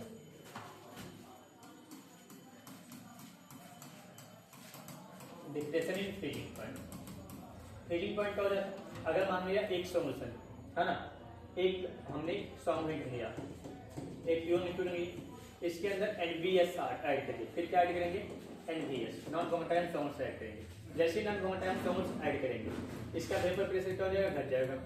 इसका फ्रीजिंग पॉइंट वेपर प्रेशर घटेंगे, अब वेपर प्रेशर के कारण इसका फ्रीजिंग पॉइंट भी क्या हो जाएगा? घट जाएगा। तो देखेंगे after adding of NaBH, after adding of NaBH है ना, the freezing point of solution will decrease, the freezing point of solution will decrease है ना, ऑफ सॉल्यूशन विल डिक्रीज। यहाँ से क्या हो जाएंगे? फ्रीजिंग पॉइंट इसका कम जाएंगे, और अगर फ्रीजिंग पॉइंट घट गया तो इसको कहेंगे strong depression in freezing point. हो जाएगा ना, ये स्ट्रॉन्ग क्या हो जाएगा? Depression in freezing point. यहाँ से आ जाएगा डिप्रेशन इन फ्रीजिंग पॉइंट, यहाँ से डिप्रेशन इन फ्रीजिंग पॉइंट आ गया। इसको देखो क्या करोगे, पहले क्या था? T0F जो होगा freezing point of pure solvent हो जाएगा। क्या हो जाएगा तुम्हारा? प्योर सॉल्वेंट का फ्रीजिंग पॉइंट T0F होगा, और TF जो होगा वो होगा फ्रीजिंग पॉइंट ऑफ सॉल्यूशन का। तो देखो घट गया है ना, तो ज्यादा कौन है? T0F है, क्या लिखेंगे? T0F माइनस TF को क्या लिखेंगे? डेल्टा TF, और डेल्टा TF को ही कहते हैं DFP। क्या कहते हैं इसको? DFP, depression in freezing point कह देते हैं। तो बताओ क्या हो जाएगा? अब इसका भी फॉर्मूला वही आएगा, delta TF is come to KFM आ जाएंगे है ना, KFM। यहाँ से क्या होगा?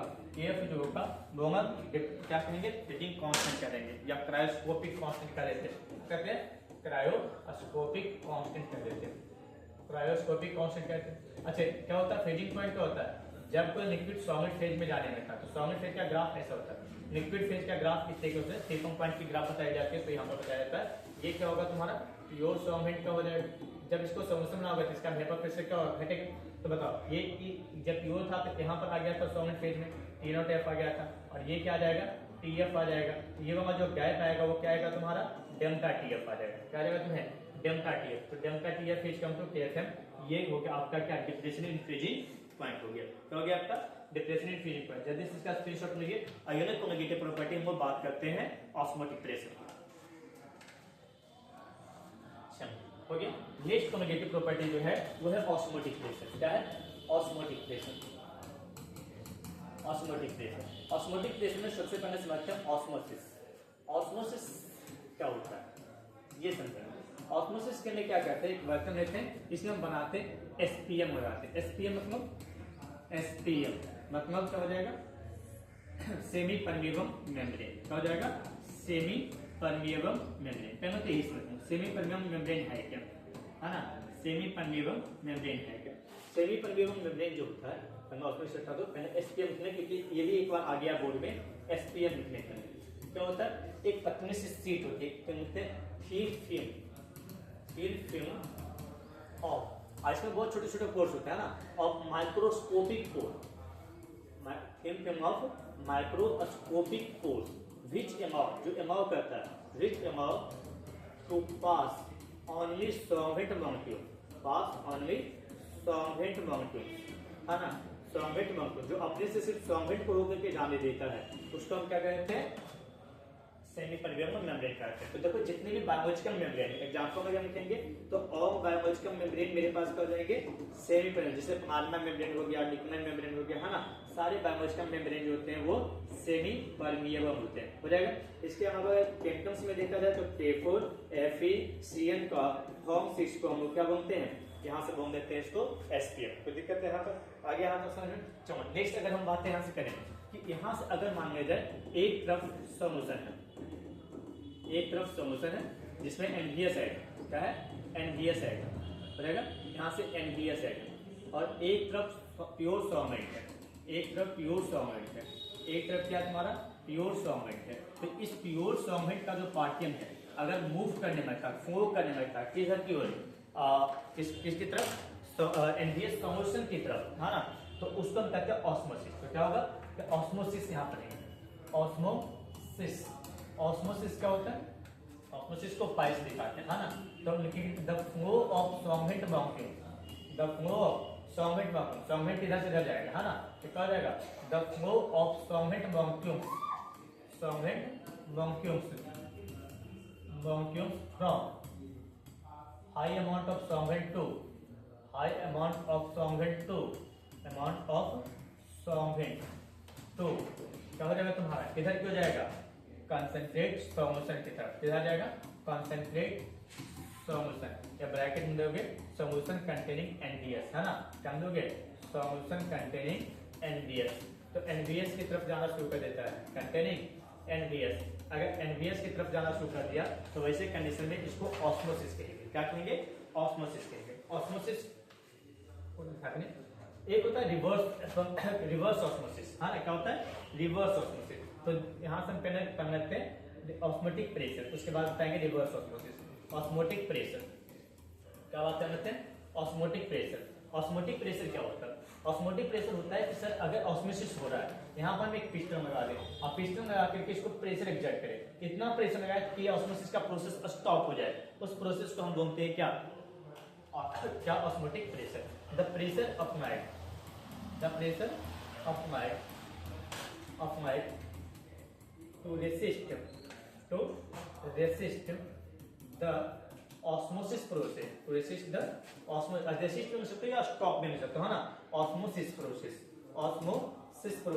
अगर osmosis को रोकने के लिए काम करते हैं तो osmosis process, इसका हम क्या हो जाएगा तुम्हारा, osmotic pressure, इसका हम क्या हो जाएगा, osmotic pressure, इसको osmotic pressure कर देंगे। ऑस्मोटिक प्रेशर दो फैक्टर पे डिपेंड करता है, एक तो उसका कंसंट्रेशन पे और दूसरा टेम्परेचर पे। ऑस्मोटिक प्रेशर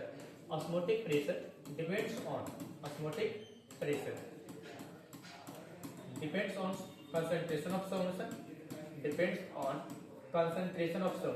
है ना, concentration of solution and temperature, तो यहाँ से होता है pi is come to CRT, यहाँ से आ जाता है टेम्परेचर पे। अच्छा सी क्या है, कंसंट्रेशन को क्या लिखते हैं, मोम बाई वॉल्यूम, तो यहाँ से अगर हम लिखते हैं कि मोम of solute and solute by क्या लिखेंगे, वॉल्यूम ऑफ सॉल्यूशन, इनटू क्या हो गया तुम्हारा R इंटू T आ गया, तो यहाँ पर मोम ऑफ सॉल्यूट पे डिपेंड कर रहा है, इसलिए ये कॉन्जुगेटिव प्रॉपर्टी में रखा गया, इसमें रखा गया कॉन्जुगेटिव प्रॉपर्टी में रखा गया, कोई दिक्कत है, ये तुम्हारा समझ में आ गया, यहाँ से ये तुम्हारे आ गए क्या, ऑस्मोटिक प्रेशर की बात है। चलिए यहाँ से एक पढ़ना है रिवर्स ऑस्मोसिस, क्या पढ़ना है इसमें, रिवर्स ऑस्मोसिस पढ़ना है, रिवर्स ऑस्मोसिस पढ़ना है। तो रिवर्स ऑस्मोसिस क्या होता है ये समझोगे कि सर हम अगर कहीं पर ऑस्मोसिस हो रही है, अगर कहीं ऑस्मोसिस हो रहा है, हम इतना एक्स्ट्रा प्रेशर लगा दिए हैं तो ऑस्मोसिस का प्रोसेस रिवर्स होना शुरू हो जाए, फ्लो ऑफ मॉलिक्यूल्स जो है रिवर्स में चलना शुरू कर दे, यहाँ से इतना प्रेशर अप्लाई कर लें, उसको कहते हैं रिवर्स ऑस्मोसिस, आरओ जिसको कहते हैं, है ना, RO, the extra pressure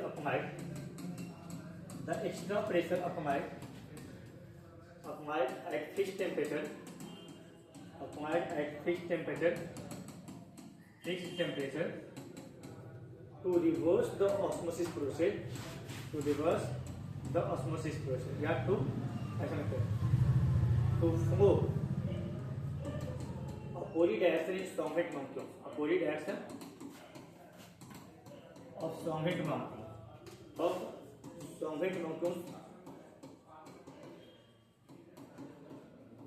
molecules with respect to solvent molecules, इसका हम क्या जाएगा, रिवर्स ऑस्मोसिस हो जाएगा, इसको हम रिवर्स ऑस्मोसिस हो जाएगा, इसको क्या कहेंगे, रिवर्स ऑस्मोसिस कहेंगे, कोई दिक्कत, फिर रिवर्स आरओ आ गया, रिवर्स ऑस्मोसिस की समस्या बातें समझ में आ गई, तो ये कॉन्जुगेटिव प्रॉपर्टी खत्म हुआ। इसके बाद एक पहला तुम्हारा वन हॉफ फैक्टर बताता है कि कितने पार्टिकल एसोसिएट या डिसोसिएट हो रहे हैं, है ना, तो क्या होगा, आई बराबर होता है एबनॉर्मल कॉन्जुगेटिव प्रॉपर्टी बाई क्या होता है, normal conjugative property, normal conjugative property by normal conjugative property. तो ये बताएगा कि एक रेशियो होगा जो क्या करेगा, एसोसिएशन और डिसोसिएशन के कारण से अगर कॉन्जुगेटिव प्रॉपर्टी चेंज हो जाती है तो उसको क्या कहते हैं, एबनॉर्मल। तो फिर क्या होता है, कंपोनेंट्स ऑफ सॉल्यूशन एसोसिएट या dissociate, components of solution associates या dissociates, solution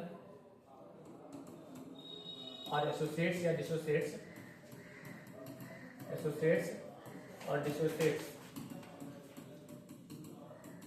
then change their commutative property, change their commutative property is called abnormal commutative property is called क्या हो जाएगा तुम्हारा abnormal commutative property। यहाँ से आ जाएंगे abnormal commutative property।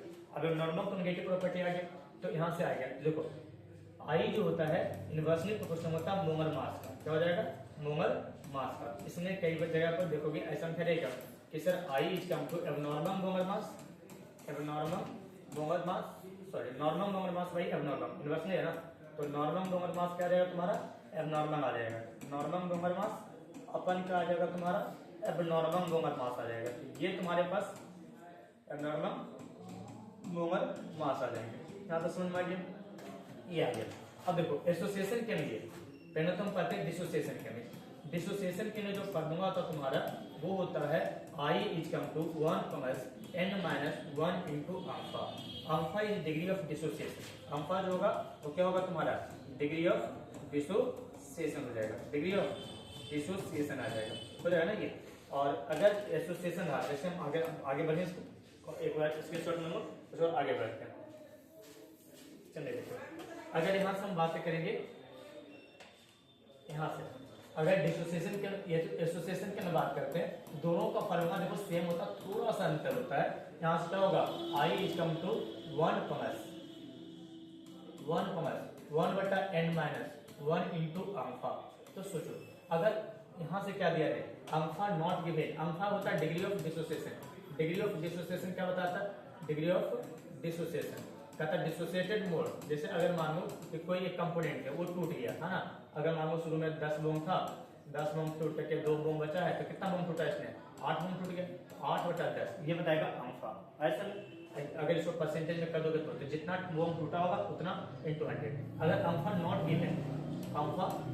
गिवन होगा तो देखो I बराबर n हो जाएगा, I बराबर n हो जाएगा एसोसिएशन ए डिसोसिएशन के लिए, किसके में हो जाएगा डिसोसिएशन के में। और अगर मेरे पास I बराबर 1 बटा n हो जाएगा किसके लिए एसोसिएशन के लिए, एसोसिएशन के लिए। तो जैसे सिंपल सा क्वेश्चन में तुम्हें क्या होता है I निकालना होता तो बहुत आसान होता है। जैसे अगर यदि आप K2SO4 तो देखो इसका I कितना होगा, जितने पार्ट में टूटेगा तो 2 को पोटेंशियल आएगा, 2K प्लस 2 पोटेंशियल SO4 पे -2 तो कितना आ गया I का वैल्यू 3 आ गया, हो जाएगा ना। अगर यहाँ से मान लो अगर टूट रहा है MgSO4 टूट रहा है तो Mg पे +2 आ जाएगा और प्लस क्या आ जाएगा SO4 पे -2 आ जाएगा। तो एक ये टूटा एक ये टूटा तो I का वैल्यू कितना आ गया 2 आ गया, है ना। अच्छा डिसोसिएशन एसोसिएशन में तुमको एक देता है dimerization of acetic acid, dimerization of acetic acid मतलब एसिटिक एसिड तो इसका वैल्यू 1/2 हो जाएगा। तो देखो जितना टूटेगा उतना वैल्यू हो जाएगा और जितना जुड़ेगा उतना 1/3। तो अगर 2 को जुड़ा तो 1/2, 3 को जुड़ा तो 1/3, 4 को जुड़ा तो 1/4, 5 को जुड़ा तो 1/5। अगर ये 2 पार्ट में टूटा तो n का I का वैल्यू 2 हो गया, 3 पार्ट में टूटा तो 3 हो गया, 4 पार्ट में टूटा 4 हो गया, 5 पार्ट में टूटा 5 हो जाएगा। ये समझ में आ गया। अब देखो सारे जो एबनॉर्मल कम्युनिकेटिव प्रॉपर्टीज होंगे उसको आप एक साथ लिख लेते हैं, है ना। एबनॉर्मल कम्युनिकेटिव में क्या होगा, अब कम्युनिकेटिव फॉर्मूला जब भी लिखोगे तो एबनॉर्मल कम्युनिकेटिव में अब जब भी फॉर्मूला लिखेंगे तो I लगा देंगे RnVp इज कम टू हमने पढ़ा P0 minus PS upon P0, इसमें इज कम टू XV, अब इसको I लगा देंगे, है ना। यहाँ पर हमने पढ़ा EVP innovation of bounding point, जिसमें हम पढ़े delta TB is come to हमने क्या पढ़ा innovation of bounding point delta TB is come to KVM, तो वहाँ पर लगा देंगे IBM, हो जाएगा। अगर हमने यहाँ पर पढ़ा था डेल्टा TF इस कम टू यहाँ पे क्या हो जाएगा तुम्हारा I इंटू KFM हो जाएगा। इसके बाद पढ़े ऑस्मोटिक प्रेशर, क्या पढ़े ऑस्मोटिक प्रेशर, यहाँ पर क्या पढ़े CRT, इसमें I लगा देंगे। तो ये 4 कम्युनिकेटिव जो हो गया एबनॉर्मल हो गया। अब हम जब भी न्यूमेरिकल्स बनाएंगे तो I को देख करके बनाएंगे, जिससे हमारा क्या होगा सारे न्यूमेरिकल्स का क्वेश्चन जो होंगे वो सही हो जाएंगे। तो ये आ गया आपका एबनॉर्मल कम्युनिकेटिव प्रॉपर्टीज। कोई दिक्कत यहाँ तक नहीं आया होगा। अब इसके बाद हम बात अगर करते हैं, इसके बाद की बात हम अगर करते हैं तो मेरे पास आ जाएगा क्या चाहिए, एबनॉर्मल हो गया, एक नॉर्मल कम्युनिकेटिव आ गया, तो चलो एक और बच गया एज़ोट्रॉपिक मिक्सचर। चलो इसके बाद थ्योरी खत्म हो जाएगा, एज़ोट्रॉपिक मिक्सचर हो जाएगा। तो एज़ोट्रॉपिक मिक्सचर में क्या होता है कि जब 2 लिक्विड को यहाँ पर हमने मिक्स किया, अब ये दोनों लिक्विड आपस में क्या हो गया, 2 लिक्विड मिक्स किए, अब ये दोनों लिक्विड यहाँ पर जब मिक्स किए तो ये दोनों लिक्विड का वेपर प्रेशर क्या हो रहा है सेम जा रहा है, मतलब जैसा लिक्विड फेज में होता है वैसे इसका क्या होता है, वेपर फेज में होता है। तो that property of that solution which liquid phase and vapour phase are similar, phase are similar. जैसे अगर तुम्हारे पास क्या हो गया, अगर तुम्हारे पास हो गया कि अगर जितना मोम फ्रैक्शन ए का बना वेपर में उतनी मोम फ्रैक्शन के रिस्पेक्ट में क्या था, एक्स ए भी था। अगर यहाँ मान लो 0.4 है एक्स ए तो यहाँ भी 0.6 हो गया। अगर यहाँ पर क्या हो गया, बी हो गया एक्स 0.6, यहाँ 0.4, अब बाई भी हो गया कितना 0.6। तो सोचो उसी रेशियो में जिस रेशियो में लिक्विड प्रेजेंट है उसी रेशियो में क्या तुम्हारा वेपर भी प्रेजेंट है, उसको आ जाता है क्या, एक्सोट्रॉप्स कहा जाता है। एक्सोट्रॉप्स को हम इजीली सेपरेटेड नहीं कर सकते, it not easily separated by distillation, है ना, सेपरेटेड बाय डिस्टिलेशन। ये किससे सेपरेट होते हैं, ये सेपरेट होते हैं तुम्हारा इससे वेपर मतलब फ्रैक्शनल डिस्टिलेशन से। तो आसान से सेपरेट नहीं हो पाता है, इसको केमिकल नहीं कर सकते, है ना। तो ये समझ में आ गया होगा। इसके बाद एक्सोट्रॉपिक दो टाइप का होता है। एक्सोट्रॉप कितने टाइप का होता है, दो टाइप का होता है। एक्सोट्रॉपिक दो टाइप का होता है, एक होता है मैक्सिमम बर्निंग एक्सोट्रॉप, ऐसे सोचो एक्सोट्रॉपिक को ये भी बोला जाता है कांस्टेंट बर्निंग एक्सोट्रॉप बोला जाता है, कांस्टेंट बर्निंग एक्सोट्रॉप बोला जाता है, बर्निंग एक्सोट्रॉप्स कहा जाता है, हो रहा है ना। अब यहाँ पे देखो एक होता है मैक्सिमम बर्निंग एक्सोट्रॉप, क्या होता है मैक्सिमम बर्निंग एक्सोट्रॉप, मैक्सिमम बर्निंग एक्सोट्रॉप। इसका मतलब इसका डेविएशन क्या होता है, रॉम्स मास से ज्यादा होता है, रॉम्स मास ज्यादा हो जाता है। यहाँ हो गया मिनिमम बर्निंग एक्सोट्रॉप, क्या हो गया तुम्हें मिनिमम बर्निंग एक्सोट्रॉप आ गया, मिनिमम बर्निंग एक्सोट्रॉप हो जाएंगे, है ना। तो ये क्या रहेंगे, इसके जो डेविएशन आएगा वो क्या रहेगा तुम्हारा, इसका जो डेविएशन आएगा वो डेविएशन क्या आ जाएंगे, कम आ जाएंगे रॉम्स मास से। इसको देखो याद करने का सबसे बेस्ट तरीका मैक्सिमम बर्निंग एक्सोट्रॉप वो होगा जो नेगेटिव डेविएशन शो करेगा। इट शो नेगेटिव डेविएशन, क्या शो करता है, नेगेटिव डेविएशन ऑफ रॉम्स मास, नेगेटिव डेविएशन ऑफ रॉम्स मास, है ना। और ये क्या शो करेगा, it show positive deviation of रॉम्स mass, it show positive deviation of रॉम्स मास। तो उसका जो पॉजिटिव होगा इसका मिनिमम होगा, उसका पॉजिटिव इसका मिनिमम हो जाएगा, है ना। इसका नेगेटिव उसका क्या हो जाएगा, मैक्सिमम हो जाएगा। अगर ग्राफ अगर इसका बनाएंगे तो ग्राफ ये आता है इसका, देख लेना इस टाइप से। अगर यहाँ वेपर फेज से घट गया तो बर्निंग पॉइंट क्या हो जाएगा, इसका बढ़ जाएगा, क्योंकि बर्निंग पॉइंट वेपर फेज से क्या होता था, 10 पर क्वेश्चन होता था बर्निंग पॉइंट का। और इसका क्या हो जाएगा, इस टाइप से आ जाएंगे, ये वेपर फेज और लिक्विड फेज है, लिक्विड और वेपर फेज है, लिक्विड और वेपर फेज। तो इस तरीके से पूरा थ्योरी हमने क्या किया, कंप्लीट किया इस चैप्टर का कॉन्जुगेटिव प्रॉपर्टीज का। अब हम बात करते हैं P/Q पे, 2 मिनट रुके थे, उसके बाद P/Q पे।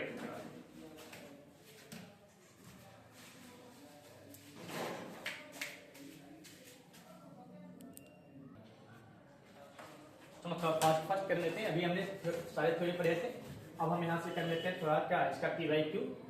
Which of the following is not an ideal solution. अभी हमने बताया था आइडियल सॉल्यूशन में सेम फैमिली चाहिए, क्या चाहिए, सेम फैमिली। तो देखो बेंजीन टॉमिन सेम फैमिली आ गया, अल्कोहल सेम फैमिली आ गया, क्लोरोफॉर्म CH3 है ना, एसीटोन CH3COCH3 डिफरेंट फैमिली आ गया। चलिए यहाँ कार्बन टेट्राक्लोराइड है और सिलिकॉन टेट्राक्लोराइड दोनों कॉम्बिनेशन है, यही आ गया तुम्हारा C। जब सेम फैमिली नहीं रहेगा तो क्या हो जाएगा तुम्हारा, जब सेम फैमिली नहीं रहेगा तो क्या हो जाएगा तुम्हारे,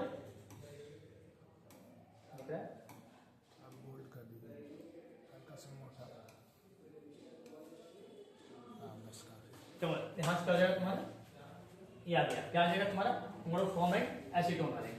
बीच of the following can pass through semi permeable membrane. सिर्फ और सिर्फ क्या करता था, सॉल्वेंट मॉलिक्यूल ही इससे पास हो पाता था। अभी पढ़ाए थे HCl, है ना, क्या पढ़ाए थे HCl। तो अभी हम समझ पाए, कहता if 18 gram of glucose dissolve in 1000 gram of solvent then the solution is said to B.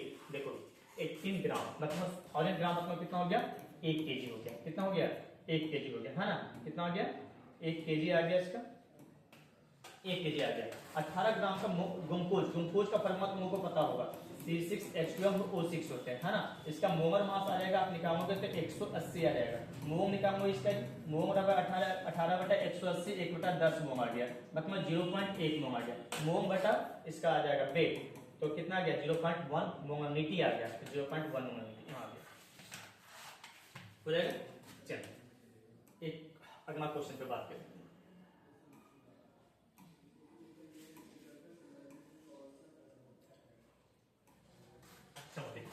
कहता है which of the following will have highest boiling point। अभी हमने कहा था 1% ग्लूकोज इन वाटर। अच्छा एक चीज और ध्यान देना हमने, अगर जिसका एसोसिएशन और डिसोसिएशन नहीं होता है, जिसका एसोसिएशन डिसोसिएशन नहीं होता है उसका आई का वैल्यू 1 होता है। एसोसिएशन या डिसोसिएशन नहीं होगा उसका आई कितना होगा 1 होगा। वहां शायद कहना भूल गए थे, तो आई बराबर उसका कितना हो जाता है 1 हो जाता है ना।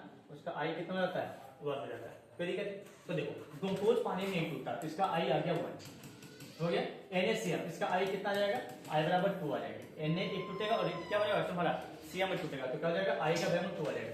1% सुक्रोज ये भी नहीं टूटेगा। यूरिया भी वाटर में नहीं टूटता तो सबसे ज्यादा पूछा हाईएस्ट तो ये टूट रहा है। आई का वैल्यू जिसका ज्यादा होगा उसका क्या हो जाएगा हाईएस्ट बर्निंग पॉइंट आ जाएगी। कोई दिक्कत?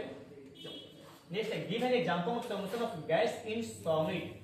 गैस इन सॉलिड, तो गैस इन सॉलिड का सॉलिड सोम कहा जाता है। क्या कहा जाता है इसको सॉलिड सोम। ये सरफेस केमिस्ट्री का क्वेश्चन है, वहां पर देख लेंगे। आइसोटोनिक सॉल्यूशन, चलो एक चीज अच्छा बात पूछा आइसोटोनिक हाइपरटोनिक और हाइपोटोनिक। अगर हमारे पास कोई सॉल्यूशन है ना, हमारे पास कोई सॉल्यूशन है, अगर ऑस्मोटिक प्रेशर बराबर हो जाए π1 बराबर π2 आ जाए, अगर इधर सॉल्यूशन का और इधर का सॉल्यूशन दो सॉल्यूशन है वो दोनों की ऑस्मोटिक प्रेशर अगर बराबर हो जाता है तो उसको आइसोटोनिक कहा जाता है। क्या कहा जाता है उसको आइसोटोनिक कहा जाता है। लेकिन अगर π1 इज ग्रेटर देन π2 आ जाए तो जिसका ज्यादा होता है उसको हाइपरटोनिक कहते हैं और जिसका कम होता है उसको हाइपोटोनिक कहते हैं। क्या कहते हैं उसको हाइपोटोनिक कह देते हैं। तो याद करना तुम्हारा क्या होगा जिसका ज्यादा हो जाएगा वो हाइपरटोनिक, जिसका कम होगा वो हाइपोटोनिक। यहाँ से तुम्हारा क्या होगा जिसका बराबर हो जाएगा वो आइसोटोनिक। पूछेगा सॉल्यूशन क्या होगा दैट सॉल्यूशन व्हिच क्या होगा ऑस्मोटिक प्रेशर आर सेम, इसको हम कर देगा तुम्हारा आइसोटोनिक सॉल्यूशन हो जाएंगे। What is the molar elevation constant delta TV. Elevation constant है ना, तो delta TV is come to KVM. ये पूछ रहा जी केवी क्या होता है, तो केवी क्या होता है एक इगोनोस्कोपिक कांस्टेंट होता है किसका जब बॉइलिंग पॉइंट इनोवेशन। तो जब नॉन वोलेटाइल सॉल्वेंट ऐड करते हैं नॉन वोलेटाइल सॉल्वेंट ऐड करने के कारण से जब हमारा क्या हो जाता है कि बॉइलिंग पॉइंट में इंक्रीमेंट आते हैं तो उसको हम कहते हैं molar elevation constant. How is related with molarity, तो डायरेक्ट लिखो ना कि क्या हो जाएगा तुम्हारा KV is come to delta TV upon M. तो हम देंगे केवी इनवर्स में प्रोपोर्शन होता है किसका मोलरिटी का, है ना। केवी इनवर्स में प्रोपोर्शन किसका जाएगा मोलरिटी का। यहां तक कोई दिक्कत नहीं। चलो आगे आ जाओ। नेक्स्ट क्वेश्चन है the number of moles of solvent per kg of solvent. Number of moles of solvent per kg of solvent is come molarity. क्या हो जाएगा तुम्हें मोलरिटी आ जाएगा, है ना। अब है 2 gram NaOH is dissolved in 200 ml solution then molarity 2 gram NaOH। पहले मोल निकालें इसका मोल बराबर क्या होता है गिवन वेट बटा मोलर मास। कितना वेट है 2 ग्राम है, मोलर मास निकालो सोडियम का 23 से 24 और 24 से 40 आ गया, है ना। 24 और 40 ठीक है 40 आ गया 2 बटा और क्या हो गया तुम्हारा 1 बटा 20 आ गया, रहने दो इसको। अब इसके बाद क्या आता है क्या मोलरिटी निकालना मोम बटा भौम। अगर एनएम में ऊपर 1000 से मल्टीप्लाई करेंगे कितना कितना आ गया 1 बटा 20 बटा 200 और गुने 1000 आ गया। तो 200 अगर यहाँ आ जाता है तो 5 बार का ये कट जाएगा 5 बटा 4 1 बटा 4 आ गया 1 बटा 4 मतलब 0.25 आ गया। कितना आ गया 0.25 आ जाएगा। चलो इसके बाद आपका कहता है the depression in freezing point of 1 molarity sugar 1 molarity sugar solution in comparison to that 1 molarity sodium chloride NaCl। Further वाले क्वेश्चन में यहाँ मोलरिटी नहीं होनी चाहिए मोलरिटी होनी चाहिए। क्या होनी चाहिए मोलरिटी होनी चाहिए, है ना। यहाँ पे क्या होगा कैप्टन हमने स्मॉल देंगे क्योंकि हमने भी फॉर्मूला पढ़ा था delta TV come to KVM. M is molarity not molarity, है ना। तो अब देखो सोडियम क्लोराइड का फार्मूला क्या होता है NaCl होता है। शुगर का फार्मूला क्या है C2H22O11 है। अब बताओ ये डिसोसिएट नहीं होता बट ये डिसोसिएट होता। आई का वैल्यू उसमें 2 आ गया, जिसका आई का वैल्यू ज्यादा उसका क्या हो जाएगा ज्यादा। ताकि the depression in freezing point, तो depression in freezing point delta TF is come to किसका हो जाएगा solution is comparison to that of 1 molarity of मतलब शुगर का। तो शुगर का क्या हो जाएगा कम जाएगा, शुगर का क्या हो जाएगा कम जाएगा। डिप्रेशन ज्यादा होगा किसका NaCl का। सिर्फ फ्रीजिंग पॉइंट पूछता तो ऐसा रहता है कि डिप्रेशन करके पूछा था ये। The particle of which of the following can passes through the same। अभी तो बताया थे सर क्या होगा सॉल्वेंट पास कर जाएगा, है ना। व्हाट आर कम्युनिकेटिव प्रॉपर्टी अभी हमने डिफाइन करवाया था पूरा थ्योरी बात करें क्या होगा कम्युनिकेटिव प्रॉपर्टी। वो प्रॉपर्टी है सॉल्यूशन का जो डिपेंड करता है नंबर ऑफ पार्टिकल या नंबर ऑफ सॉल्वेंट पे but independent on nature of solvent, है ना। तो क्या लिखेंगे this property of solution this property of solution which depends on, क्या हो जाएगा, विच डिपेंड्स ऑन, क्या हो जाएगा, number of solutes but independents on, but independents on, क्या हो जाएगा तुम्हारा, इंडिपेंडेंट्स ऑन, क्या हो जाएगा तुम्हारा, नेचर ऑफ सॉल्यूट, है ना, नेचर ऑफ सॉल्यूट, इस पे इंडिपेंडेंट हो जाता है। तो इसको हम क्या करते हैं, कॉन्जुगेटिव प्रॉपर्टी, 4 कॉन्जुगेटिव प्रॉपर्टी अभी हमने पढ़ा है, आरएमवीपी, है ना, ईवीपी, डीएफपी और ऑस्मोटिक प्रेशर, हो जाएगा ना, unity moving in vapour pressure, one elevation of boiling point, depression in freezing point, और क्या हो जाएगा, ऑस्मोटिक प्रेशर आ जाएगा। ये 4 आ जाएंगे इसमें। आगे क्या रहा है, differentiate between ideal and non ideal solution, वो हम देते हैं। अभी हमने लिखवाया था पीछे कि आइडियल क्या होता है, नॉन आइडियल क्या होता है। आइडियल वो होते हैं जो रॉस मार्क का फॉर्म करते हैं, नॉन आइडियल वो होते हैं जो रॉस मार्क का फॉर्म नहीं करता। आइडियल में जो interaction of part and solvent और सॉल्वेंट का जो इंटरेक्शन फोर्सेस होता है वो सॉल्यूशन के बराबर होता है। नॉन आइडियल में क्या होता है कि pH not equal to P not A X plus P not B X B, इसमें जो इंटरेक्शन फोर्सेस होते हैं या तो ज्यादा हो जाएंगे या तो कम हो जाएंगे। इसका आंसर पॉजिटिव डिविएशन आएगा और क्या आएगा, नेगेटिव डिविएशन आएगा।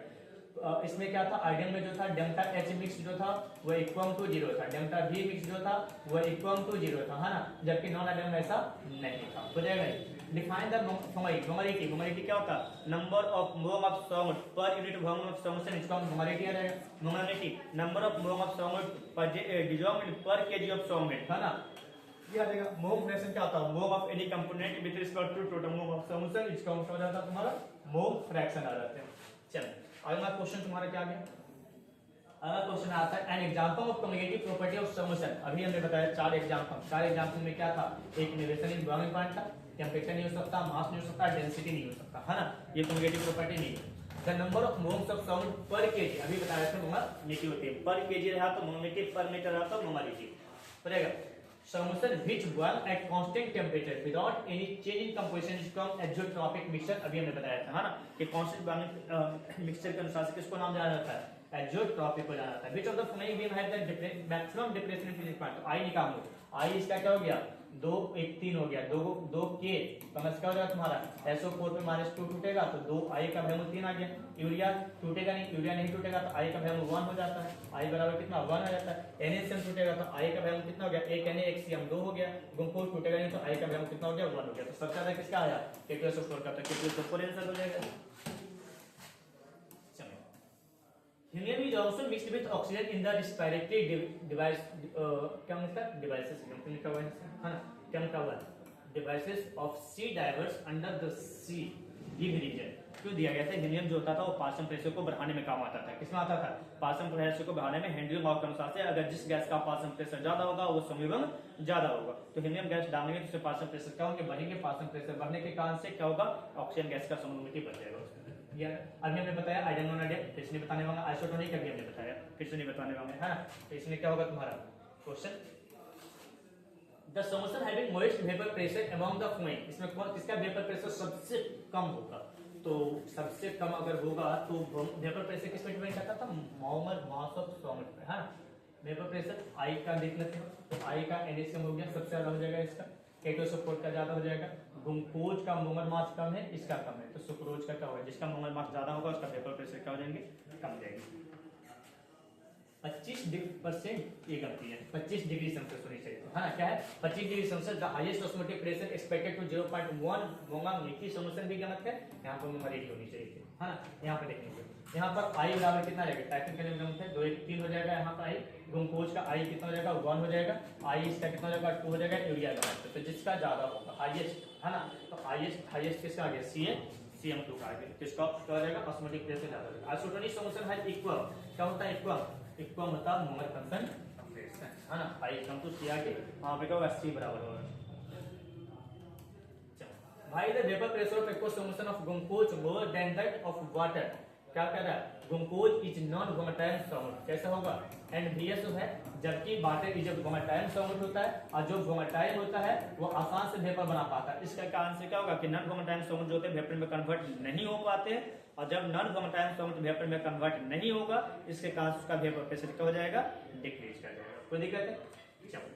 स्टेट हेनरी लॉ क्या बोला था, हेनरी लॉ बोला था कि किसी लिक्विड के अंदर अगर गैसेस का मिक्सचर होगा तो वही गैस ज्यादा मिक्स करेंगे जिसकी पार्शियल प्रेशर ज्यादा होती है। हमने पीछे लिखवाए है ना, कि हेनरी लॉ उसको कहते हैं जो क्या कहता है कि तुम्हें डिपेंड करता है किसके ऊपर, पार्शियल प्रेशर ऑफ गैस के ऊपर। जिसका पार्शियल प्रेशर ऑफ गैस ज्यादा है उसका सॉल्युबिलिटी ज्यादा होगा। Mention some of its important application इसका लिखना है कि डायवर्स यूज करता था जब ऊपर जाते थे माउंटेन चढ़ाई करते थे तो माउंटेन चढ़ाई करने में भी हम लोग क्या करते थे ऑक्सीजन से नंगे होंगे जाते थे ताकि ऑक्सीजन की पार्शियल प्रेशर बढ़ जाए, है ना। सॉफ्ट ड्रिंक बनाने में कार्बन डाइऑक्साइड को ऐड करने लगते हैं, वहां पर गैसेस का मिक्सचर हो जाता है। ये सब क्या था उसका which of the following is a communicative property. इसमें कौन है जो कम्युनिकेटिव प्रॉपर्टी कम्युनिकेटिव प्रॉपर्टी तुम्हारे पास विस्कोसिटी नहीं हो सकता, रिफ्लेक्टिवनेस नहीं आ सकता, ऑस्मोटिक प्रेशर रहेगा, है ना। क्या रहेगा तुम्हारा चार कम्युनिकेटिव आरएमबीपी ईबीपी डीएपी और ऑस्मोटिक प्रेशर। यह रहा चीज 234.2 gram of sugar syrup contain 34.2 gram sugar कहता है what is the molarity of the solution. Molarity निकालना ना, मोलारिटी निकालना तो फिर क्या हो जाएगा गड़बड़ है, यहाँ पर मोलारिटी आनी चाहिए थी क्योंकि देखो ये वेट ऑफ साउंड दिया हुआ तो इसका मोल निकालोगे 34.2। शुगर का फॉर्मूला क्या होता है C12H22। इसका मोल मास निकालोगे 342 चलेगा तो 342 करोगे तो 1/10 मोल आ गया, मतलब ये मोल आ गया 0.1 मोल आ गया बटा वेट ऑफ सॉल्वेंट। तो वेट ऑफ सॉल्वेंट कितना बच गया तुम्हारा 234.2 ग्राम शुगर सिरप था, उसमें से 34.2 ग्राम ये था तो 200 ग्राम बच गया। 200 गुने कितना कर दोगे 1000, यहाँ पर क्या हो जाएगा तुम्हारा ये बच जाएगा 5 तो मतलब आ जाएगा तुम्हारे पास 0.5 या आ गया तुम्हारा क्या मोलारिटी। हमको इसमें मांग रहा है क्या व्हाट इज द मोलारिटी। तो मोलारिटी आ गया तो मोलारिटी इसका तो मोलारिटी इनटू 1000 फिर भी क्वेश्चन गड़बड़ है। इसमें मोलारिटी आएगी तो मोलारिटी 0.5 234.2 ग्राम शुगर सिरप है, कंटेन इतना ग्राम शुगर है। The molarity of the solution is कितना आ जाएगा 0.2 बटा 342 1/10 0.1 मोल आ गया। 0.1 मोल में सॉल्यूशन इतना था तो बचा सॉल्वेंट कितना 200 गुने 1000 5 0.1 इंटू 5 0.5 आनी चाहिए। क्या गड़बड़ है सब क्या गड़बड़ है यहाँ पे कितना आना चाहिए था 0.5 आना चाहिए, है ना। चलो यहाँ से देखोगे in comparison of 0.01 molarity solution of glucose that depression in freezing point of 0.1। इसके कंपेयर में इसको देखना है ग्लूकोज का तो इसका आई कितना हो गया 3 हो गया, इसका आई कितना हो जाएगा 1 हो जाएगा। जिसका आई कम उसका कम हो जाएगा तो कितना टाइम्स कम जाएंगे 3 टाइम्स कम जाएगा अबाउट 3 टाइम्स। कहता the want of factor of CnO3 का फॉर्म ट्वाइस होनी चाहिए, फॉर्मूला ऐसा होता है ना। CnO3 का फॉर्मूला नहीं होता है तो यहाँ पर 2 1 3 आ जाएगा। वांट ऑफ फैक्टर कितना आ जाएगा 3 आ जाएगा। Which of the is affected by temperature कम ही मतलब इसमें हम जब कंसंट्रेशन टर्म्स बता रहे थे तो ही बताया थे। नॉर्मलिटी क्या होता था gram equivalent by volume, volume जिसमें आएगा डिपेंड क्या जाएगा मोलारिटी वॉल्यूम बटा वॉल्यूम आ जाएगा, मोलारिटी वॉल्यूम बटा वेट आ जाएगा और मोलारिटी क्या होता है फॉर्मूला मास बाय वॉल्यूम आ जाता है। तो यही है जो अफेक्टेड नहीं होगा, बाकी सब अफेक्टेड हो जाएंगे, हो जाएगा ना ये। चलिए 5 मार्क्स यहाँ पर आ गया 4 gram of caustic soda NaOH। अभी तो ये क्वेश्चन अभी किए थे, है ना। NaOH 4 ग्राम दिया हुआ है, कितना ग्राम दिया हुआ है कॉस्टिक सोडा का फॉर्मूला क्या होता है NaOH कितना ग्राम दिया हुआ है 4 ग्राम। इसका मोलर मास भी दे दिया, आसान कर दिया तुम्हें 4/40 आ जाएगा। इसका 1/10 मोल आ गया, है ना। 4/40 1/10 मोल आ गया। अब मोल आ गया जम in water and solution made to 200 centimetre का वॉल्यूम ऑफ सॉल्यूशन दे दिया। मांगा मोलारिटी तो मोलारिटी इसका मतलब क्या होता है सेंटीमीटर का मतलब mm हो जाएगा। क्या हो जाएगा 1/10 मतलब 0.1 मोल बटा 200 गुने कितना आ जाएगा तुम्हारा 1000। यहाँ पे कितना आ जाएगा 5 बार के कटेगा 0.5 मोलारिटी आ जाएगा। सारे आंसर एक ही जैसे आ रहे हैं, है ना ये। चलो अगला क्वेश्चन तुम्हारा जो है वो है 5 मार्क्स का derive an expression of the rate constant of first order reaction. Question का पूछा हुआ है, इस चैप्टर का क्वेश्चन ही नहीं है ना। ये चैप्टर क्या है काइनेटिक्स का क्वेश्चन है, जब काइनेटिक्स बनाएंगे तो पढ़ा देंगे।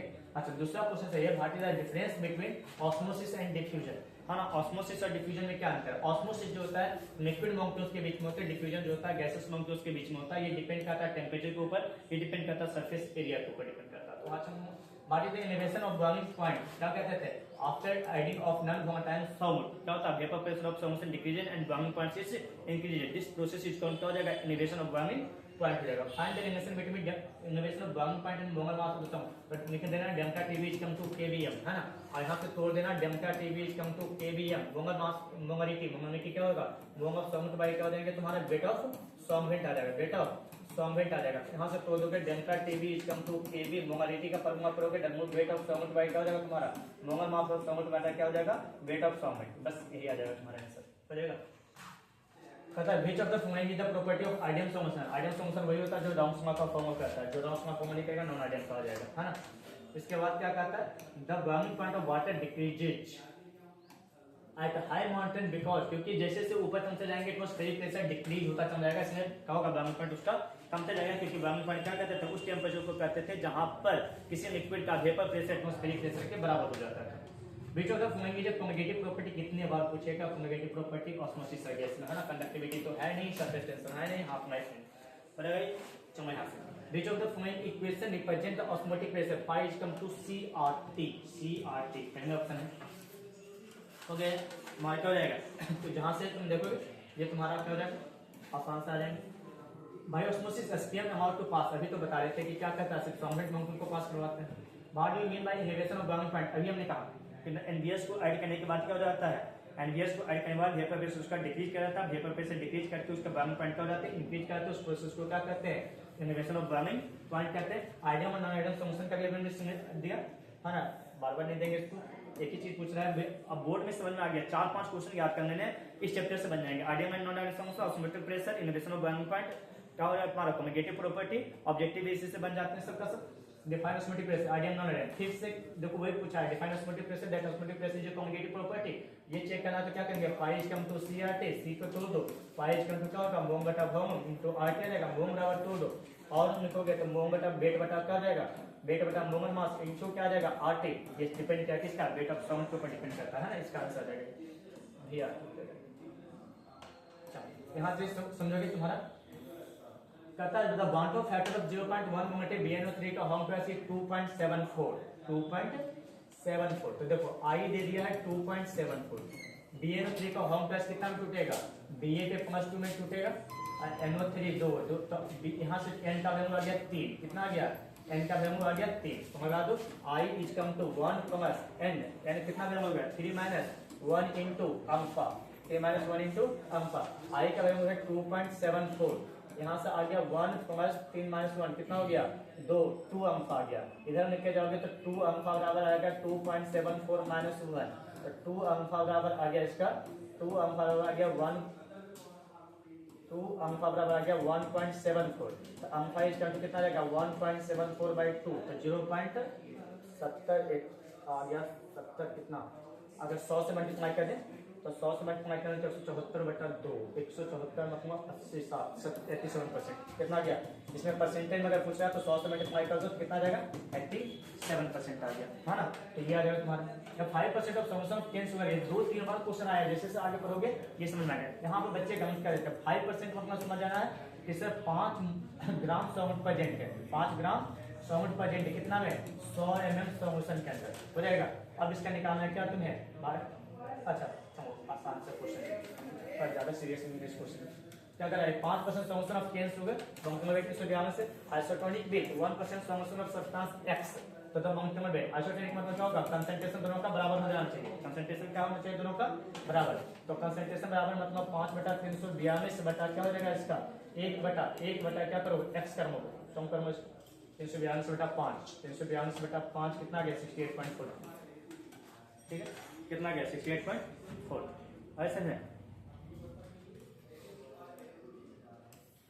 दिया क्या why did vapour pressure of liquid decrease with addition of non volatile solvent, क्योंकि ये सरफेस एरिया ऑक्युपाइड कर लेता है, क्या कर लेता है कि नॉन वोलेटाइल सॉल्वेंट जैसे ही डालते हैं इसके सरफेस पर आके बैठ जाता है, इसके कारण से वेपर प्रेशर इसके क्या हो जाते हैं डिक्रीज हो जाएगा।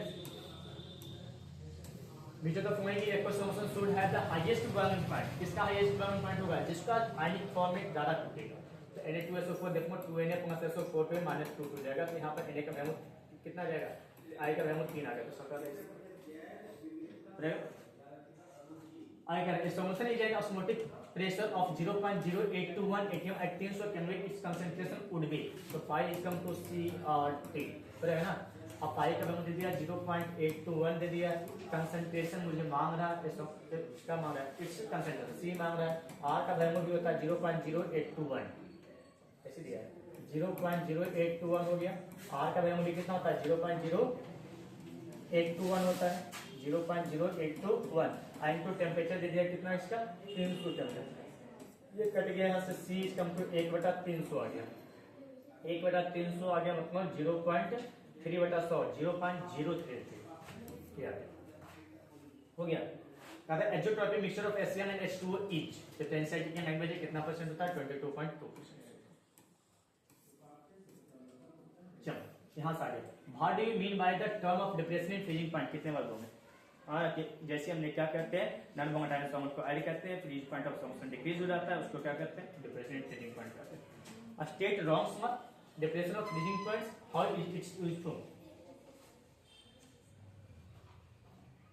determine the molecular weight of the non-volatile and electrolytic solution। अच्छा ये दो क्वेश्चन है एक साथ मिक्स करते हैं। पहला तो स्टेट रॉन्ग्स मार्क है ना, रॉन्ग्स मार्क कहा था कि क्या होगा एट कांस्टेंट टेम्परेचर पर जो vapour pressure of any liquid होगा वो डिपेंड करेगा उसका किस पे पार्शियल मतलब मोम फ्रैक्शन पर, तो vapour pressure of any volatile solvent is proportional to इसका हो जाएगा मोम फ्रैक्शन। फिर उसके बाद क्या था depression of freezing point, depression freezing point अभी बताया ऊपर ही बता दें, how it is to the determining the molecular weight of the non volatile, depression freezing point delta TF is come to KFM, समझेगा ना, तो KFM m क्या था मान के, तो मोम ऑफ सॉल्वेंट बाय क्या हो जाएगा तुम्हारा wait of solvent, mole of solvent को तो w बेटा या मास से बेटा जाएगा आसान सा है। Body mean by relative marine vapour pressure, अभी तो बताए थे कि जब नॉन वोलेटाइल सॉल्वेंट को ऐड करते हैं तो उसका वेपर प्रेशर क्या हो जाता है डिक्रीज हो जाता है, तो है ना P0 माइनस PS अपॉन क्या हो गया था P0 जो किसके बराबर था मोम प्रेशर ऑफ सॉल्वेंट के बराबर था। The relative marine vapor pressure 1% solution of aniline is in ether, aniline in ether was 0.07, ठीक है। Calculate the molecular weight of aniline, अब क्या कर रहा है ये कह रहा है कि सर इसका RMVP दिया हुआ, RMVP दिया हुआ तो RMVP इसका मतलब तुम्हारा क्या हो जाएगा कि RMVP रखो 0.07, इसका मतलब मोम फ्रैक्शन ऑफ सॉल्वेंट, तो मोम फ्रैक्शन ऑफ सॉल्वेंट की अगर बात करें तो मोम ऑफ सॉल्वेंट ऐसे लिखेंगे NB/NA, NB/NA, इसका 1% दिया 1% ये है तो बाकी 99% कौन होगा वाटर होगा, तो 1% मतलब 1% मतलब 1 इसका कौन किसका दिया था एनिलीन, एनिलीन अगर बात करें तो एनिलीन का मोलर मास कितना आ जाएगा, बेंजीन है C6H5NH2, तो दोनों 62 72 5 77 2 79 14 79 10 89 4 93 आ गया 1/93, इसका आ गया, इसका मोम निकालने से 90 कितना हो गया 99 और बटा 8 है, इधर कौन सा है इसका मोलर मास मुझे नहीं पता, इसका मोलर मास ही मांग रहा है, सम करना इसका सम करोगे तो तुम्हारा कितना आ जाएगा, ये ऊपर आ गया तुम्हारा 0.07 बराबर 1/93 गुने 99 और ऊपर कितना आ गया तुम्हारा मोलर मास ऑफ इसका आ गया, इसको गुना कर दो आंसर आ जाएगा, है ना, कोई ज्यादा हार्ड पार्ट तो नहीं है इसमें, आसान है ये। 10 gram of non volatile solvent is dissolved in 100 gram of benzene, boiling point raise to 1 degree से बढ़ गया मतलब डेल्टा TB कितना आ गया 1 डिग्री आ गया, what is the molecular mass of the solvent, बता दो ना डेल्टा TB कम तो केविन आसान से बन जाएंगे इसमें। Body mean by the term of inhibition of boiling point अभी बताए थे, रॉन्ग्स में अभी बताए थे, differentiate between osmosis and diffusion में भी बताए थे, how is osmotic pressure determine the boiling and hardening method, ये अब हमारे इस चैप्टर का नहीं है, ये हमारे पास कहाँ आ जाएंगे, ये जो आएगा वो आएगा मेरे पास मेटा में नॉन मेटा है। 18 ग्राम ग्लूकोज बार added to 1 kg of water at इतना बहुत atmospheric pressure at which temperature dim water boil, किस टेंपरेचर पर वाटर बॉयल करेगा, पहले तो निकालूंगा delta TB is come to kVm, है ना, kVm निकालूंगा 18 ग्राम ग्लूकोज दिया तो इसका मोलर मास आ गया कितना 18/180 मोम आ गया, इसका 1/10 मतलब 0.1/1 मतलब मोम में क्या आ गया इतना, कह रहा है कि इनहिबिशन इज इतना, तो इतना बार एटमॉस्फेरिक प्रेशर दिया है, ठीक है, तो at which temperature dim water boil, किस पे वाटर बॉयल करेगा, तो वाटर का बॉइलिंग पॉइंट कितना होता है 100 माइनस इनहिबिशन है ना, तो 100 minus TB is come to KV के वैल्यू है 0.52, ठीक है हो गया, और मोमेंटी आ गया 0.1, यहाँ से T इसको घटा दो कितना आ जाएगा 1/10 मतलब 0.05 करेगा, तो 100 माइनस 0.052 इसका मतलब TB आ जाएगा, मतलब आ गया 99.48 आ गया, है ना, कितना आ गया 99.48 डिग्री सेल्सियस पे वाटर बॉयल कर जाएंगे। 2015 क्वेश्चन है, if 2 gram of NaOH present in 200 ml of solution, अभी तो बताए थे, इसका आंसर क्या है 0.25 आ गया, है ना, पीछे बताया होगा। The osmotic pressure of the sugar solution is 2.46 atm at कितना degree Celsius, calculate the concentration of the solution, pi is come to CRT, pi is come to CRT। C यहाँ पर देखिए तुम्हारा देवर 2.46 ये दे दिया है, C निकालने के बाद मुझे R का वैल्यू कितना रख लेते हैं, 1/12 रख लेते हैं। टेम्परेचर 300 है, यहाँ से कट जाएगा, 25 बार का कट जाएगा। C बराबर 2.46/25 आ जाएंगे, अप्रॉक्स 1/10 के आसपास कटेगा, मतलब कितना आ जाएगा 0.1 के आसपास आ जाएगा, है ना। 0.09 आता है आंसर, एक्यूरेट आंसर इसका। एक्सप्लेन रॉड्स मार्क अभी हमने करवाया है। अगला क्वेश्चन है 2000 अच्छा उसी में 5 मार्क्स का question. What do you mean bye vapour pressure, what happens the vapour pressure, अभी तो बताया तो हम जब फंक्शन में करेंगे तो क्या होगा, वेपर प्रेशर बढ़ेगा, नॉन होमोडाइन करेंगे तो घटेगा, आसान। ऑस्मोसिस अभी बताए थे, बर्टनर हाइड्रोजन इसमें है नहीं पढ़ना। 18 ग्राम ग्लूकोज का क्वेश्चन अभी सोमती है ना, पीछे सोमती, यहाँ से क्या आ जाएगा 2013 का 2 ग्राम ये भी अभी सोम किए थे। 5% सोल्यूशन नंबर कर दिए थे solution. Define the proof osmotic procedure not, ये भी कर दिए हैं। ये ऊपर का ही क्वेश्चन है, ये भी ऊपर का ही क्वेश्चन है, ये भी ऊपर का ही क्वेश्चन है। सारे क्वेश्चन क्या हो गए, अच्छा 2011 भी बचा हुआ, ये भी क्वेश्चन ऊपर कर लिए हैं। इसका आंसर क्या आ जाएगा तुम्हारा, नॉट अफेक्टेड की बात करें तो नॉर्मलिटी, ये भी क्वेश्चन ऊपर किए हुए हैं। सारे क्वेश्चन रिपीट हुए हैं, 2011 से लेकर 2024 तक का क्वेश्चन देखा जाए तो हर क्वेश्चन रिपीटेड है ना। सारे क्वेश्चन ऊपर करवाए गए हैं। 2010 ये भी क्वेश्चन ऊपर करवाया गया सब कुछ सारे, सिर्फ इसमें एक नया क्वेश्चन आया रिवर्स ऑस्मोसिस, है ना। क्या आया, रिवर्स ऑस्मोसिस। रिवर्स ऑस्मोसिस क्या था, वो प्रेशर एक्स्ट्रा प्रेशर अप्लाई करते हैं जब क्या हो जाता है किसी का ऑस्मोटिक प्रेशर वापस चल जाता है, मतलब ऑस्मोसिस का प्रोसेस रिवर्स में चल जाता है, उस प्रेशर को क्या बोलते हैं, रिवर्स ऑस्मोसिस बोलते हैं। ये अभी करवा दिया क्वेश्चन हमने, डिफाइन ऑस्मोटिक प्रेशर ये भी हमने करवा दिया, प्रूव ऑस्मोटिक प्रेशर इसका हो जाएगा, ये भी करवा दिया, ये भी करवा दिए, क्या हो गया, खत्म हो गया, है ना। तो हमने सारे पीवाईक्यू करवाएंगे 2010 से लेकर 2024 तक का, है ना।